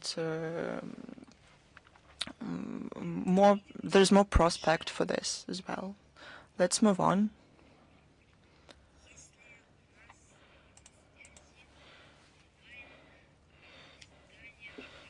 Is author E with us? Good afternoon, Madam Zakharova, Ruslan Pankratov. We have two questions today. First of all, if I may, we would like to thank the embassies of the General Consulate in Dubai. Our journalists were there, and those facilities that were investigated by them managed to lie to the local policemen, but thanks to our diplomats, everything was resolved. Thanks. Of course, I'll talk personally to my colleagues in Dubai. Thank you for your words. I can only reaffirm that indeed the staff is very professional there and is not indifferent to these issues. And I'm going to use your question and say that all journalists, doesn't matter the writing or shooting, some footages or bloggers who are headed to the to UAE should know in detail the legislation. They should clearly know the possibilities to conduct their professional duties. Sometimes they don't know some details, they don't understand what's going on, and as you noted, incompetences and maybe malafide intermediaries' intentions can play a bad joke with them, can turn out bad for them. And something that seems to be insignificant may turn out very significant violations, and we have faced faced such cases. Therefore, I would say that in the not-too-distant future, we will complete the comprehensive document on what injunctions exist for the work of journalists in this country. Please ask your question. One of the questions touches upon the UAE. In February this year, an agreement was signed between the governments of Russia and UAE to eliminate double taxation and prevention of tax evasion. In this regard, should our people who relocated expect, and people, as well as people who hide their capitals from bankruptcies and creditors on the territory of UAE, that the tax service of UAE will give information to the Federal Tax Service of Russia? Well, we should base our work on mutual agreements between our agencies and create favorable conditions so that they don't pay double taxes if they're residents of both countries. I can only say that this is the mandate of the Ministry of Finance, and I think that you should refer to this agency for details. Representing the Ministry of Foreign Affairs of Russia, I can only call upon adhering to the legislation of the Russian Federation. Thank you very much. I have another question. Does Russia continue to follow the situation with forced people who were forcibly relocated from Nagorno-Karabakh? Moscow and Russian non-governmental organizations sent humanitarian aid there. Do you plan any other supplies and any humanitarian aid? Can you comment on this? Can I do I understand correctly? You're asking about the Nagorno-Karabakh? Yes, correct. This humanitarian issue is in the focus of the Russian side, and in the not-too-distant future, we are planning a large-scale humanitarian actions through one of the domestic public organizations, namely the Russian Humanitarian Mission. The Armenian side is also touching upon this issue, namely through the Republican branch of the Eurasia organizations. And you remember that the Russian Humanitarian Mission already sent humanitarian aid to Armenia. It happened in October 2023. And people in Karabakh received 6 tons of supplies and sanitary products. Thank you very much, and I wish you a good stay in Dagestan. Thank you. And do we have Media Corporation of China? Yeah. Madam Zakharova, thank you very much. The U.S. just published their plan to elaborate space-based missile defense system, the Golden Dome. This plan to be brought in full combat readiness in the next 3 years. The Golden Dome will be integrated into the existing capabilities of missile defense of the U.S. After the completion of the construction, it can intercept missiles. China said that this plan violates the principle of peaceful use enshrined in the Outer Space Treaty. It will strengthen the risk of war in the outer space and arms race, and will destabilize international security situation, arms control. What's the attitude of the Ministry of Foreign Affairs of Russia? Russia and China, as far as principal aspects of strategic stability go, converge or are very similar. Following the recent Russian-Chinese meeting at the highest level, a joint statement was issued containing global strategic stability views of our countries, and this document focuses greatly on U.S. plans to create the Golden Dome for America. It is noted this program provides for the creation of unlimited global and multi-area missile defense system, and I quote it, for the protection from strategic Russian and Chinese missiles. It has a destabilizing character. The conceptual framework of the aforementioned projects demonstrates a full and final refusal of Washington to recognize an inextricable relationship between strategic offensive and defensive arms. That is one of the pillars that is used to maintain the strategic stability. Just remember how often and Russia has been talking about it in the last decades. As part of the Golden Dome construction, it is planned to give an additional impetus to further development of pre-launch destruction of missile weapons and infrastructure that provide their use. It is a tangible expression of an extremely dangerous doctrinal attitude of the U.S. to inflict the so-called preventive, in fact, preemptive strikes.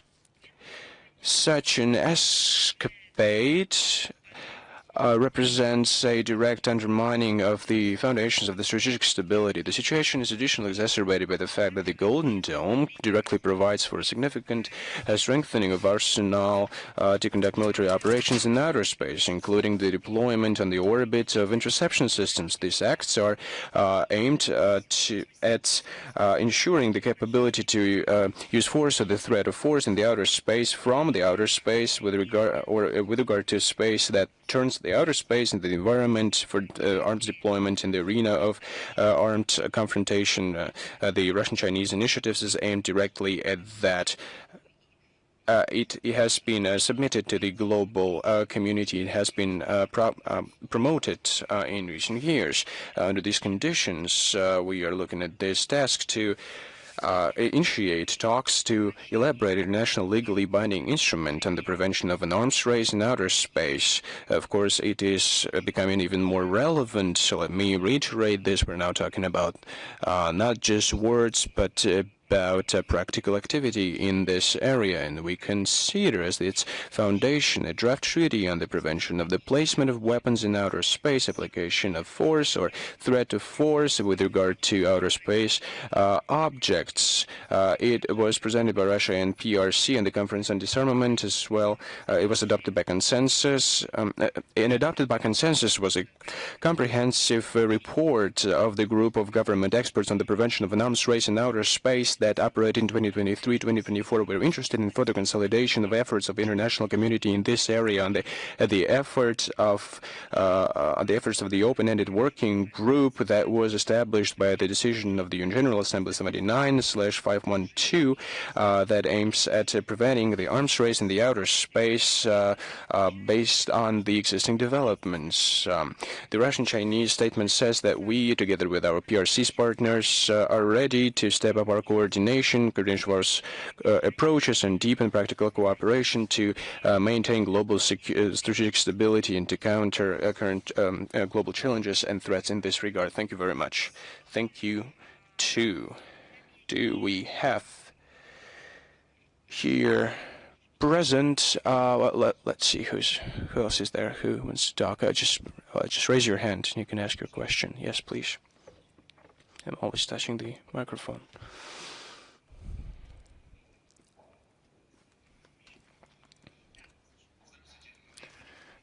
Good afternoon, Madam Zakharova, colleagues.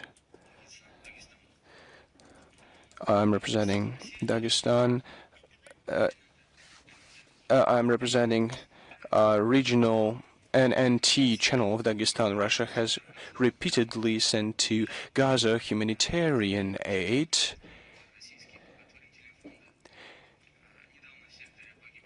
Recently, Palestinians died in Gaza who cooperated with the foundation. Are there any agreements with the government of Israel to ensure stability, security of humanitarian aid to Russia, from Russia? This issue has been raised repeatedly during contacts with Israeli officials. You see that the obligation that they took upon themselves is violated with regard to international organizations. We are making corresponding statements. We will continue our work to support the refugees, and we will continue our work with the Israeli side to ensure this aid reaches the addressees. Well, let us move on. Maybe we can answer some online questions. Do we have Xinhua agency with us? No, absent.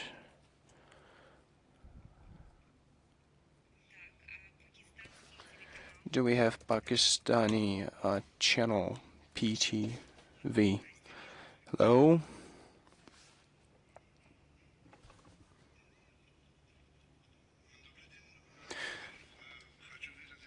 Good afternoon. I would like to express my gratitude to the Russian Foreign Ministry and all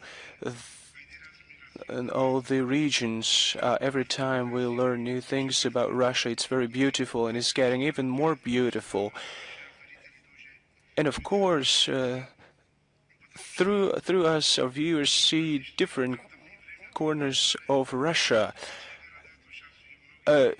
We only used to know large cities, but my colleagues will reaffirm now that Russia is now known completely from Vladivostok to Kaliningrad, all different corners of this country in a positive regard. My question is, what mechanisms of dialogue exist between India and Pakistan, and which ones do you consider the most effective to reach a durable peace in the region?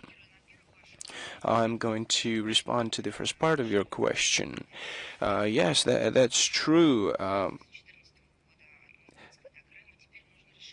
In 2014, they started to learn about Russia from the city of Murmansk to the Crimea. Prior to 2014, it was from Kaliningrad to Vladivostok, and now people are learning even more about Russia. We'll help you to do that. As far as India-Pakistan goes, we are favoring the dialogue between two countries and welcome the agreements, the ceasefire agreements reached by New Delhi and Islamabad. We very much hope that it will be of durable and long-standing nature. We hope that the differences between the two countries will be settled through diplomatic and political means on the bilateral basis in accordance with the provisions of the Simla Agreement of 1972 and the Lahore Declaration of 1999. In the normalization of relations between India and Pakistan, we see key to a durable peace and stability in the regions. It's an important factor of stability in international relations and a possibility for these countries to cooperate with the rest of the world without any aggravating component. We also believe that further joint work, including on counterterrorism at international platforms with our joint participation primarily at the SCO, will contribute to establishing constructive Indian-Pakistani cooperation and increasing the level of confidence between South Asian neighboring our good friends. I think this is exactly the case, an example that can be demonstrated in the context of how one should treat conflict, a conflict such as the one we saw. The world is not perfect. The conflicts used to exist and they continue to exist. We have conflicts between allies, friends, partners. You can fuel the conflict. You can pit nations against one another. But you can do the opposite thing. You can help countries unite, and that's what Russia is using and is doing. You can help find solutions. It's our basic approach, and I think you sense it. Just my second question. So I think we heard your answer to it, but I'd like to ask this question again. How does Russia see its role in ensuring security and stability in South Asia, especially in the context of the nuclear potential of both countries?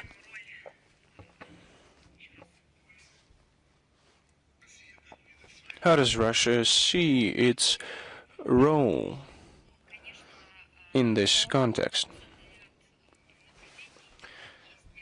There's a whole number of areas to implement one's own role. For example, permanent members of the UN Security Council. The western part of the UN Security Council is engaged in undermining destructive and irresponsible policies to downplay the role of this institute and in general to destabilize international relations. So there, responsible players like Russia and China are increasing their role, and many are hopeful to see our countries return the work of the Security Council to its productive origin. The UN Security Council, first and foremost, is engaged in ensuring stability and security on our planet. It's one of the tracks that it is involved with, and the second, not least important, is regional security. I have already listed a number of structures that were created with direct participation of the initiative, to a large extent, of our country to resolve issues linked with security, new challenges, and threats. Taking into account geographical focus on your question, first and foremost, the SCO that hosts a counter-terrorist component that deals with it, but that's not the only structure that deals with it. And of course, the protection of international law is also very important, because without this, by ignoring international laws, you can run a risk of a global chaos. So talking about preservation of international law, an aspiration towards peace and a multipolar world on the basis of international legal system, one should also talk about a very important component, namely the nuclear component. It should be handled not according to some unknown rules or regulated on the basis of the fact that somebody proclaimed themselves a leader in this regard, but on the basis of a clearly articulated international norms.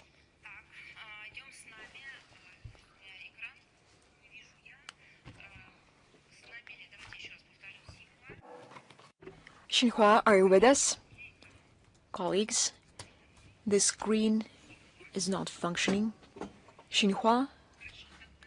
Well, then we are moving forward. The Moscow Post. Yes, we are here. We have two questions today.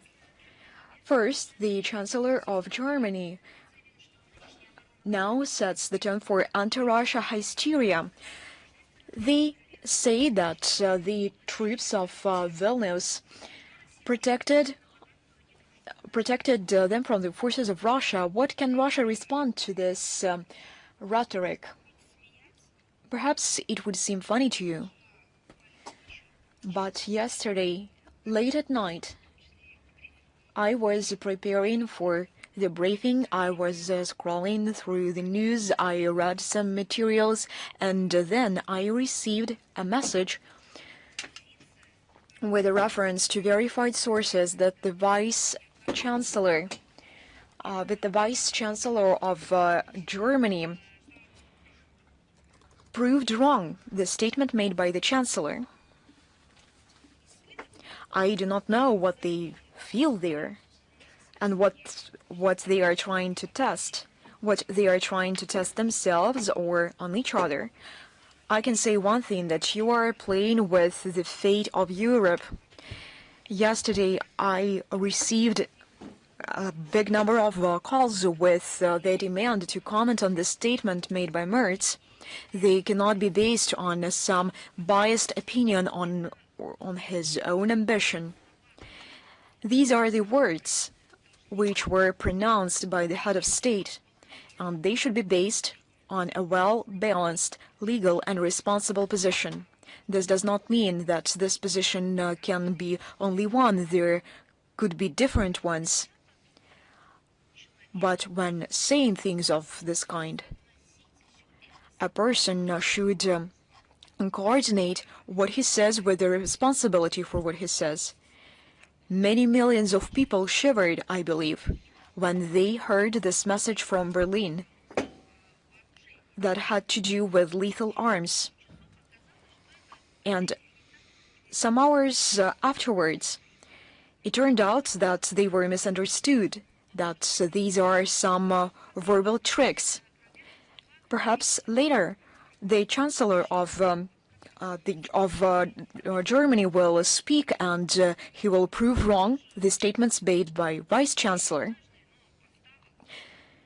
This is a very important issue. This doesn't even have to do with the deliveries of some seasonal goods, of seasonal products. They are speaking about fates and destinies of millions. They are speaking about life and death of people on the European continent. But frankly, I doubt that the head of the German government has the mandate to make such statements on behalf of other states. He said that this decision was also made by Great Britain, Germany, and France.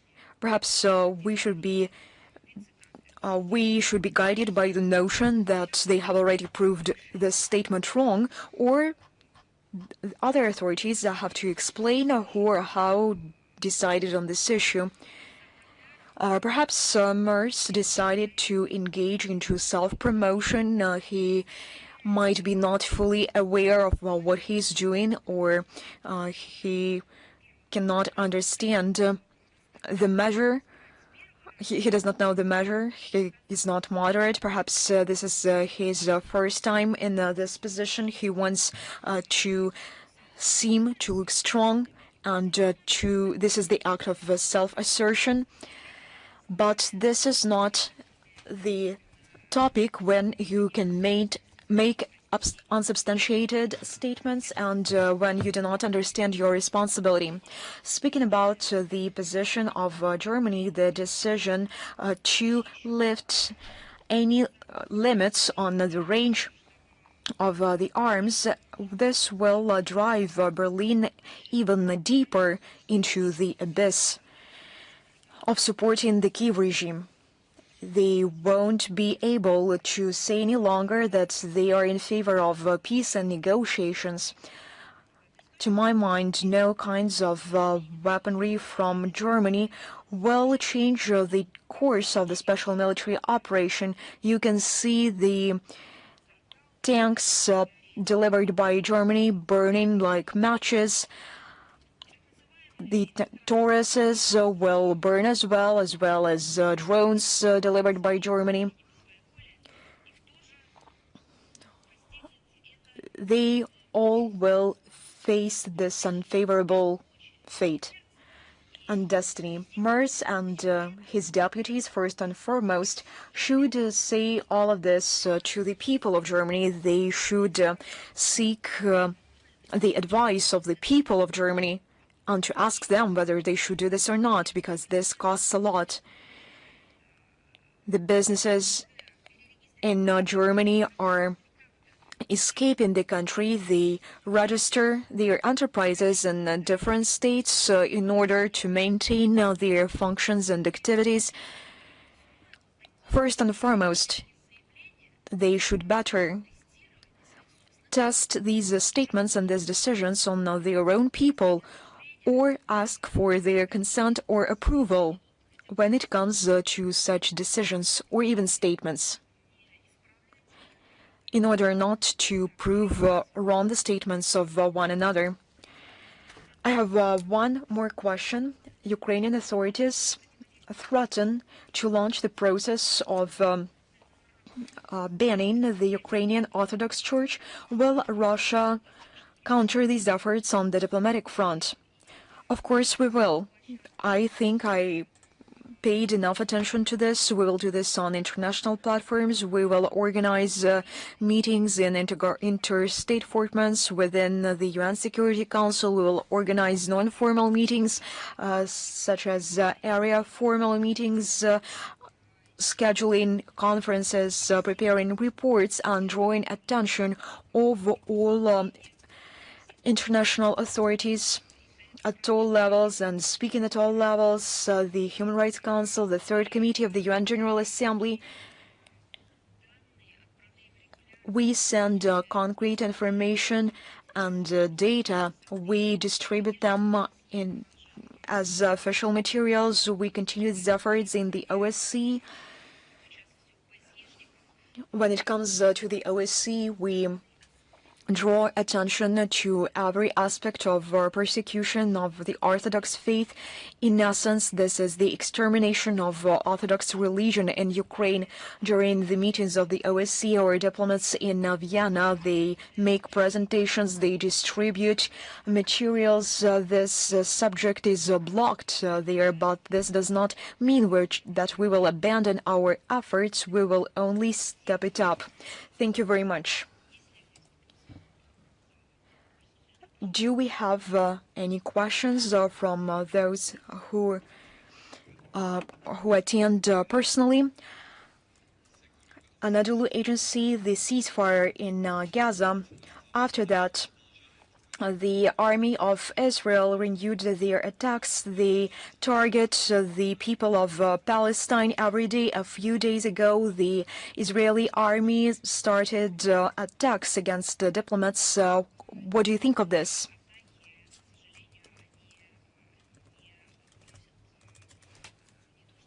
These attacks, as many others, they do not even make any contribution to the de-escalation process, but they only aggravate this process. Every state can take decisions when it comes to their security and to guaranteeing its own security, but what we are seeing in the zone of the conflict that you have mentioned has to do with the humanitarian catastrophe. It is even more than a catastrophe. It is a shameful phenomenon of today, which led to deaths of a dramatic number of civilians, of innocent people. I cannot know how to separate from male and female in this regard. Perhaps female are less protected, but first and foremost I would like to mention the number of children who died in this time span. That is why we are in contact with the Israeli side. We communicate our opinion in this regard. We publish all the statements. We carry out the corresponding efforts on international platforms. Perhaps we should not speak about our reaction or response to some particular attack perpetrated by the armed forces. The steps they have taken, but the approach in general. Thank you very much.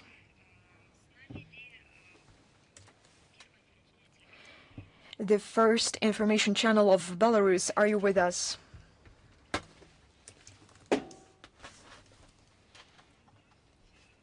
Good afternoon. Today, many states want to be involved. I'm sorry for the interruption. I do like these statements made by the West that they want to be at the negotiation table, but all their actions, including those in the train, which was driving them back from Kiev, perhaps they should reserve a seat under the table. You should take a critical view to oneself. To elaborate on the subject, they want to be involved in the negotiations. Switzerland, Vatican, they demonstrated their interest. However, many of my colleagues said that for everyone's benefit, the negotiations should be held in Minsk. Perhaps these are your colleagues from Belarus. First, it is logistics. Second, there should be no visas, and Minsk has a rich experience in providing its capital as a platform for negotiations in 2014, in 2020 as well. From your point of view, can Minsk be considered as a platform for negotiations, or this does not serve the interests of Ukraine and they will do everything possible to complicate the negotiation process? Your question has many components. For instance, you mentioned Switzerland, which continues for some reason in the information in the public media space. It states and it asserts its neutral status. Some months ago, in Sochi, we organized the Valdai Forum, and it discussed this topic. I was a speaker there, and I was asked a question. What does Russia think of the neutral status of Switzerland, its mediation capacity? and potential. You won't be able to imagine the shock of political scientists from Switzerland when I said that Russia no longer considers Switzerland to be a neutral state, and it did not start this year. We provided a good number of facts, so we started not from some general statements.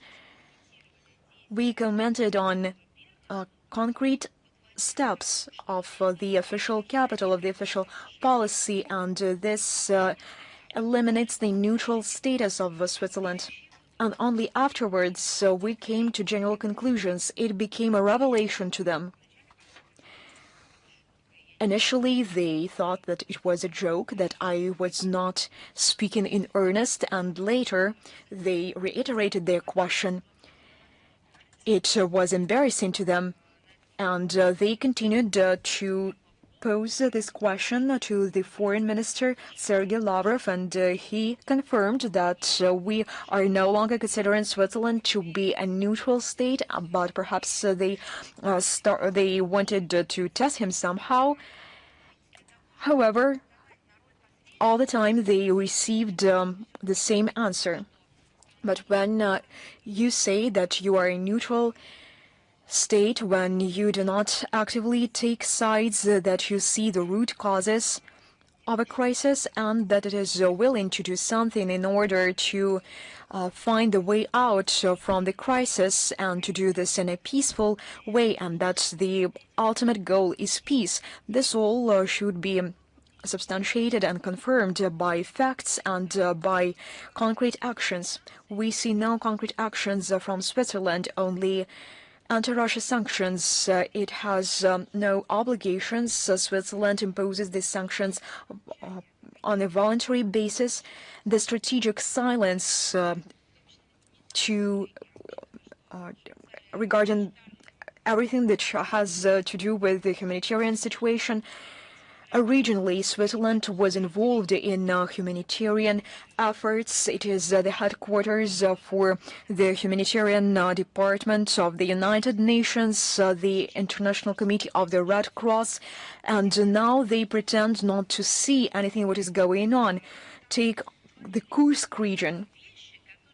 The Kursk region saw the atrocities it had not seen during the Great Patriotic War perpetrated by the Nazis.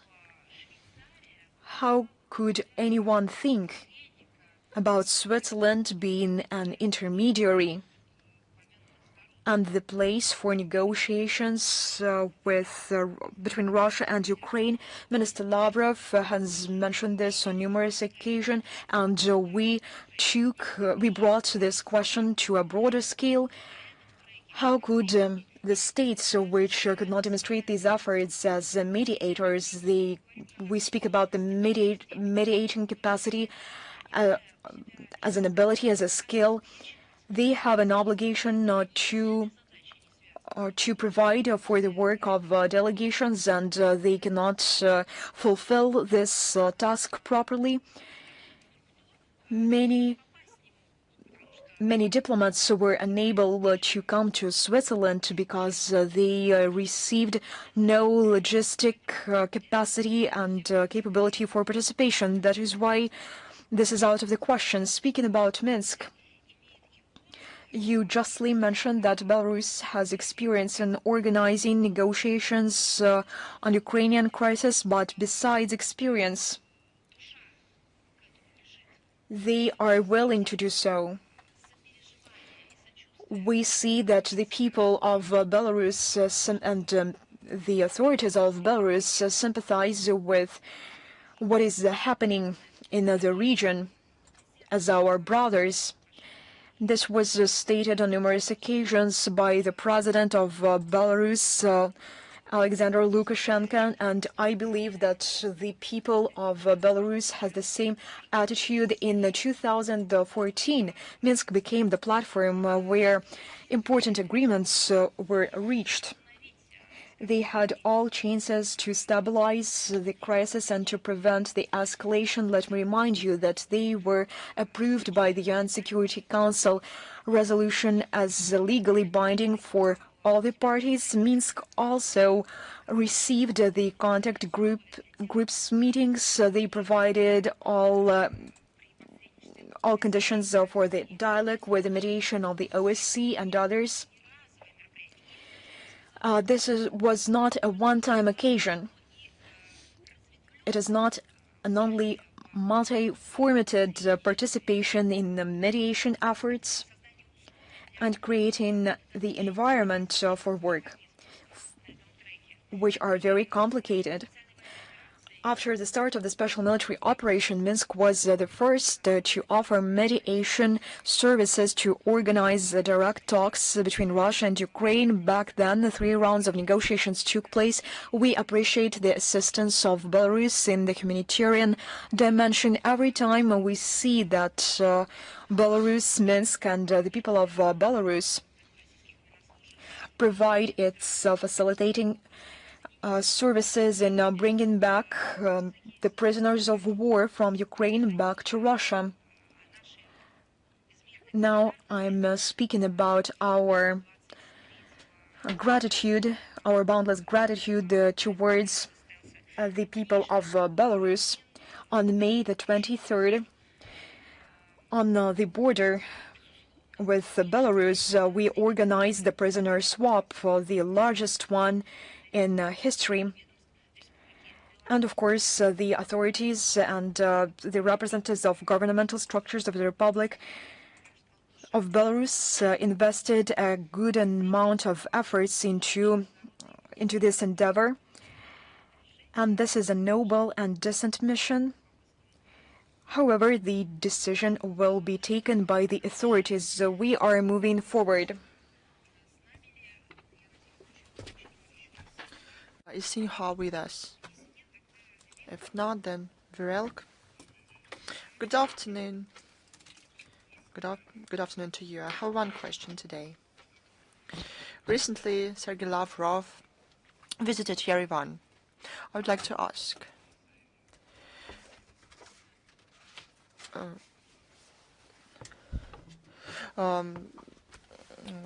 he said that ministers talked frankly, without any misunderstandings. That's what I would like to know. Whether the Armenian authorities explained why organizations affiliated with them were involved in organizing anti-Russian action protests during the visit of Sergei Lavrov to Yerevan. I would like to say that the official evaluations of the negotiations were given by Sergei Lavrov. I cannot add more to this. I was not there. I went to St. Petersburg for the legal forum. I cannot give more specific answer. We commented even before the visit on all of these performances, and the money go from the same people. The same people are involved. We understand this. We understand who wants it.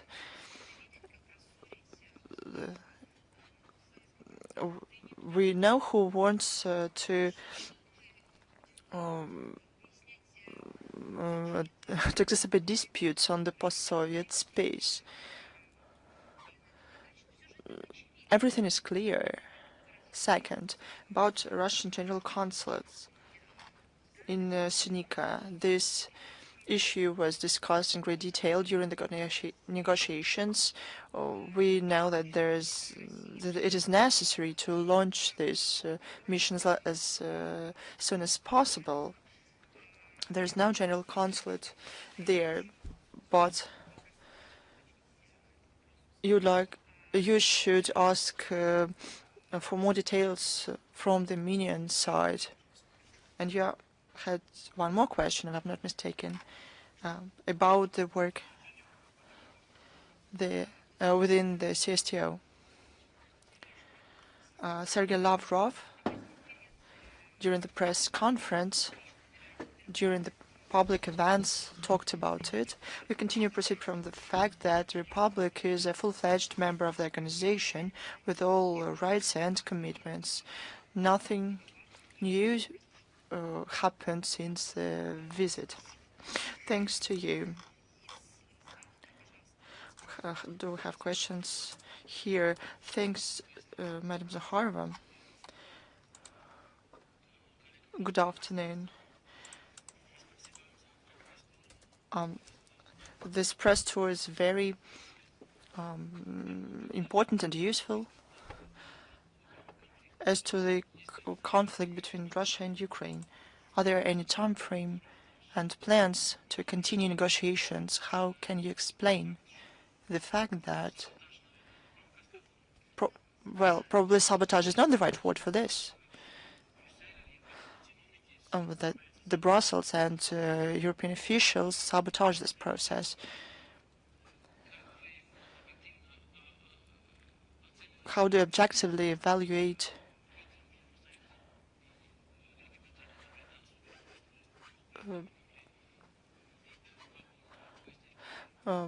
the stance of the European leaders?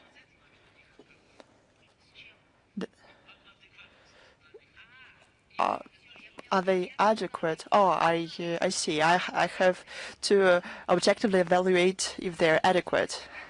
You know, this event is public, so I cannot give any evaluations the way I would like to, actually.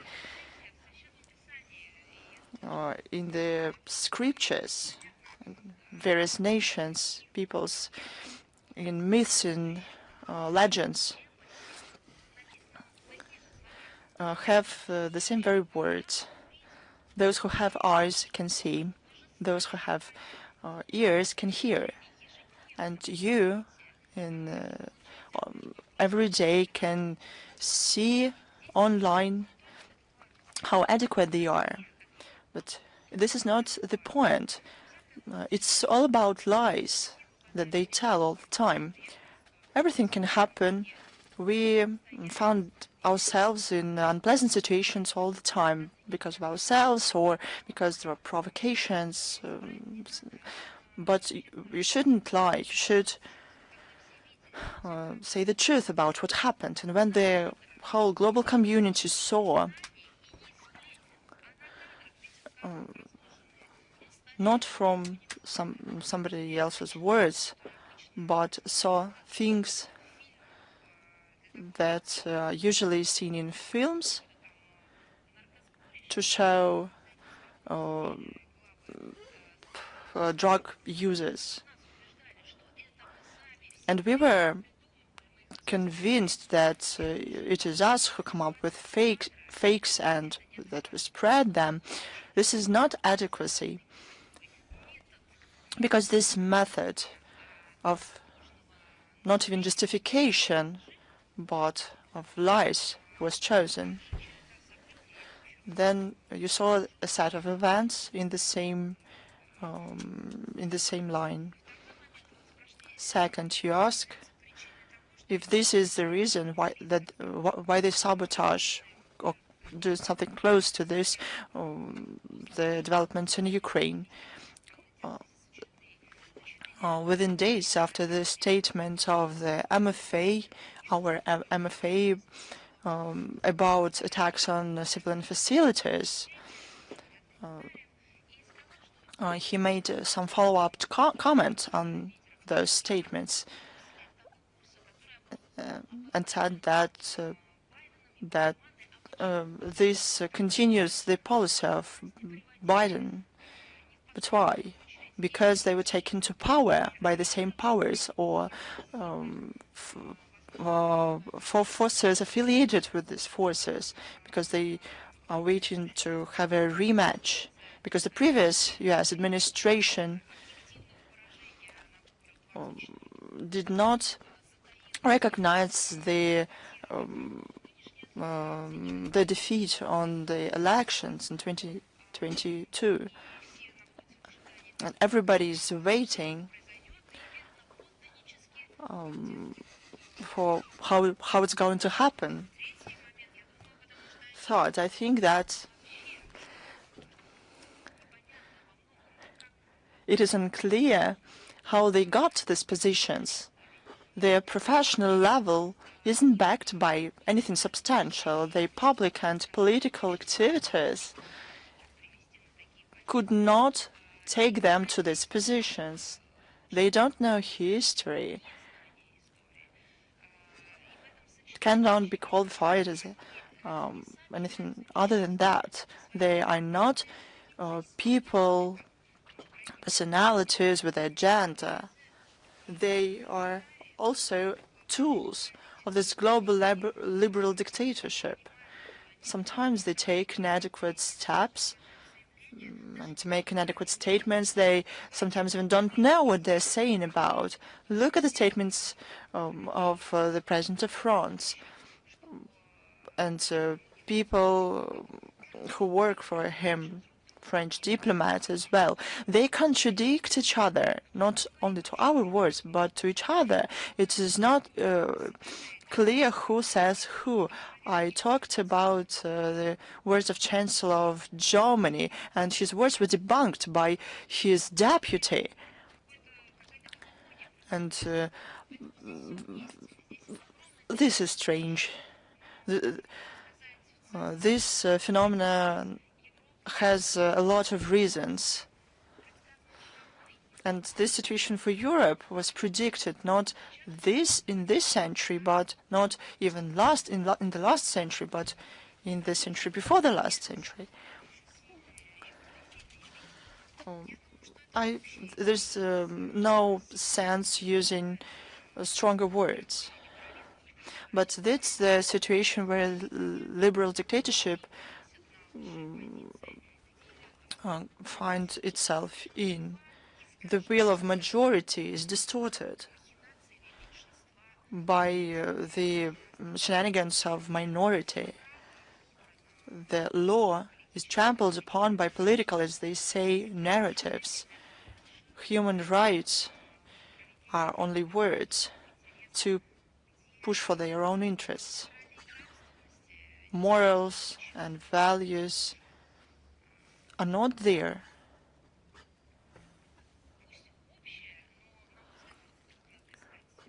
Those are quite general words, but that's where we have to look for the answer.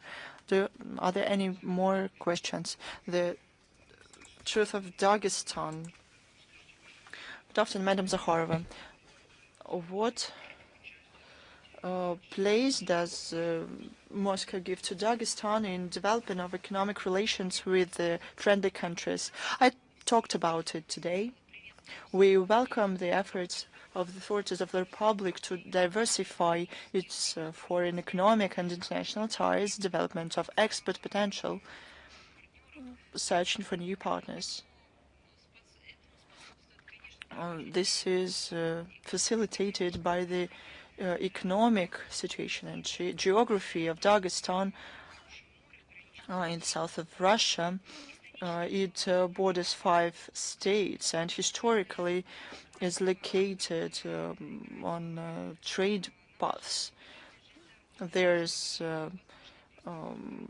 automobile, railway infrastructure. The Republic is an important logistics component of the international transport corridor, north-south. To continue development of transit and industrial capabilities. There are new investment projects providing for new transport and logistics centers, capabilities to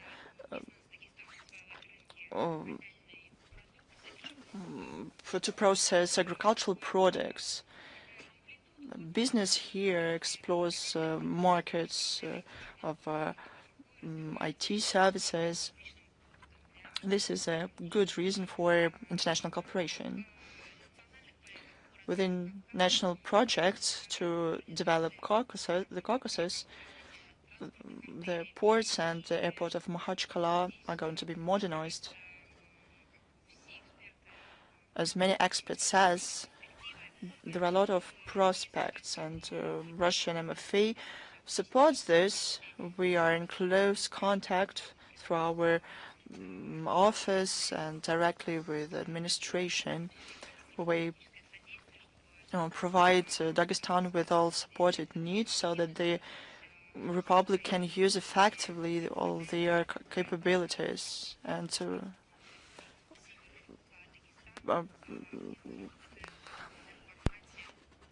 and possibilities.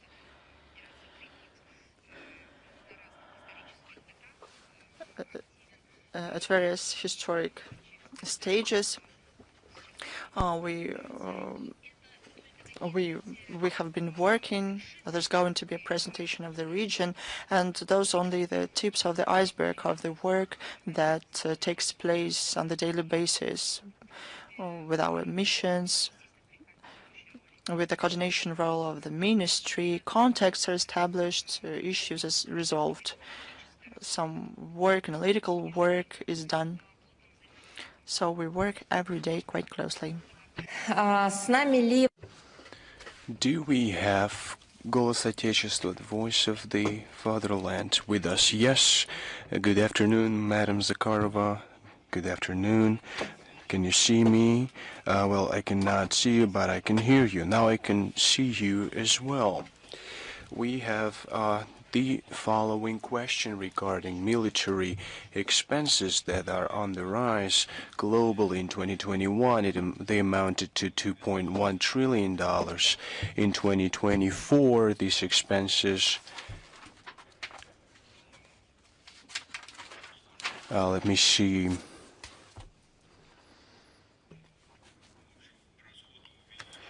The expenses increased, and according to the forecasts, by 2024, this number can double, so we can see rising tensions globally. Do we have any opportunity in Russia to ensure our security and to not allow the world to be dragged into this large-scale third world war?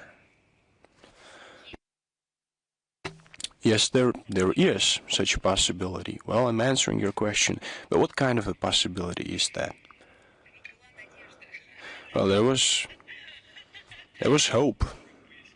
First, I can comment on it further, elaborate if you want. No, it's fine. I'm going to elaborate on it myself. Of course, in geopolitical and military planning, although I think it should be our defense ministry and other services prerogative who should present detailed answers, but let me briefly dwell on this subject. In its planning, both military and geopolitical, Russia relies on the analysis of constantly evolving threats and facts. We focus especially on the risks of undermining strategic stability. I have mentioned today the Russian-Chinese statement of May 8th that can provide you with concrete examples on how we respond by using political and diplomatic measures in particular. This statement, if you can remember it, U.S. steps and other nuclear states' steps are outlined.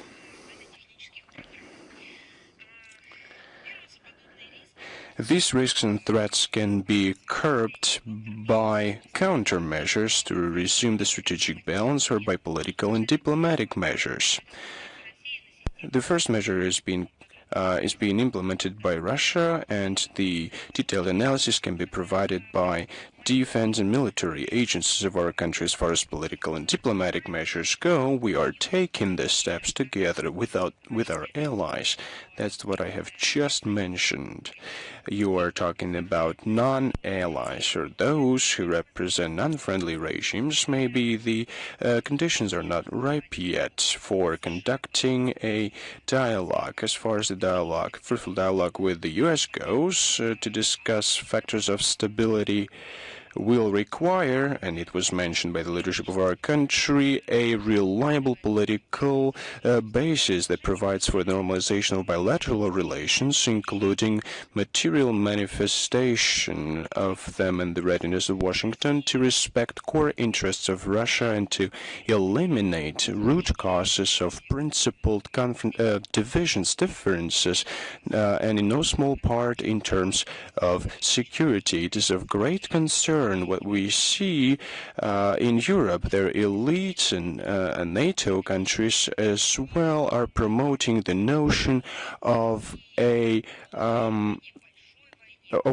future war, large-scale war with Russia. They're dreaming of it literally. That's the direct way to confrontation that is it is runs counter to the international peace and security, and they're saying it with no connection whatsoever to the will of their peoples. They hold elections in European countries. Political leaders have their platforms.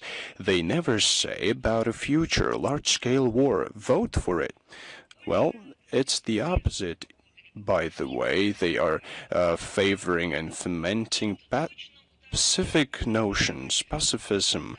They assure their voters that they will ensure security on the continent, but once they come to power, they start talking about future wars and such. They're not talking to people. They're not asking them their opinion. They're just lying to them. Let me give you Switzerland as an example. Maybe you're aware of it, maybe not, but you should read it up.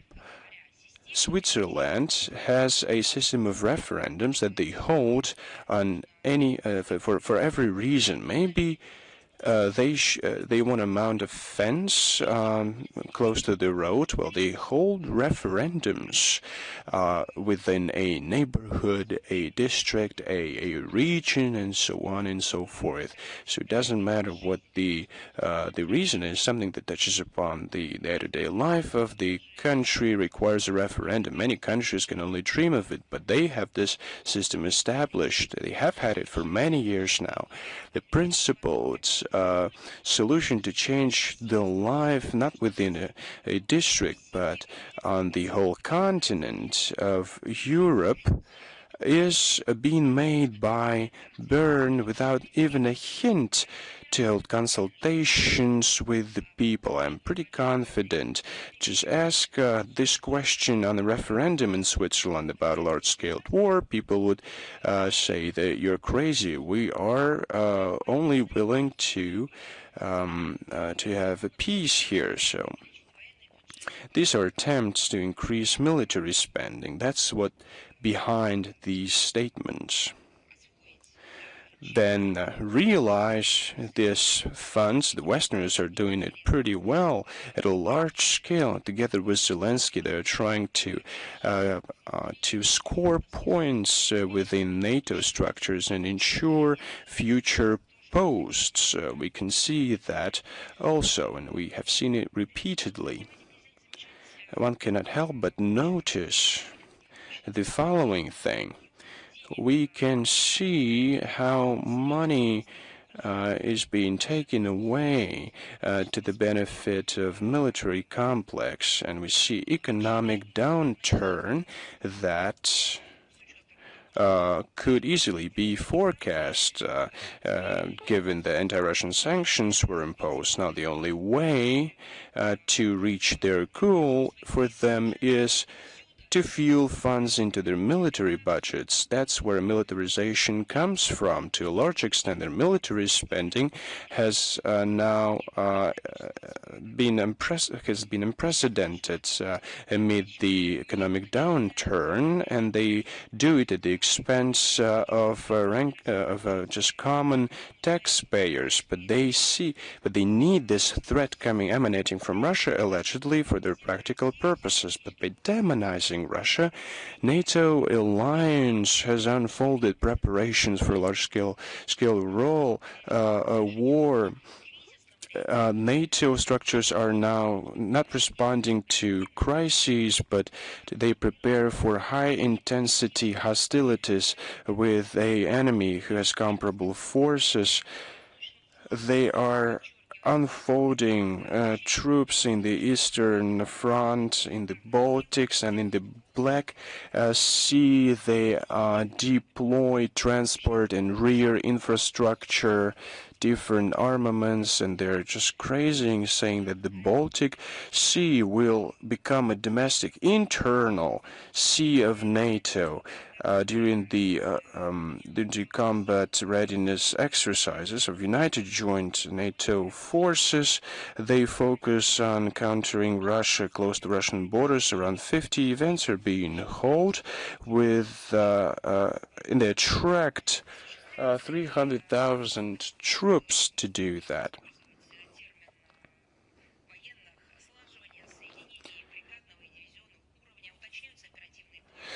They lay out details about those exercises.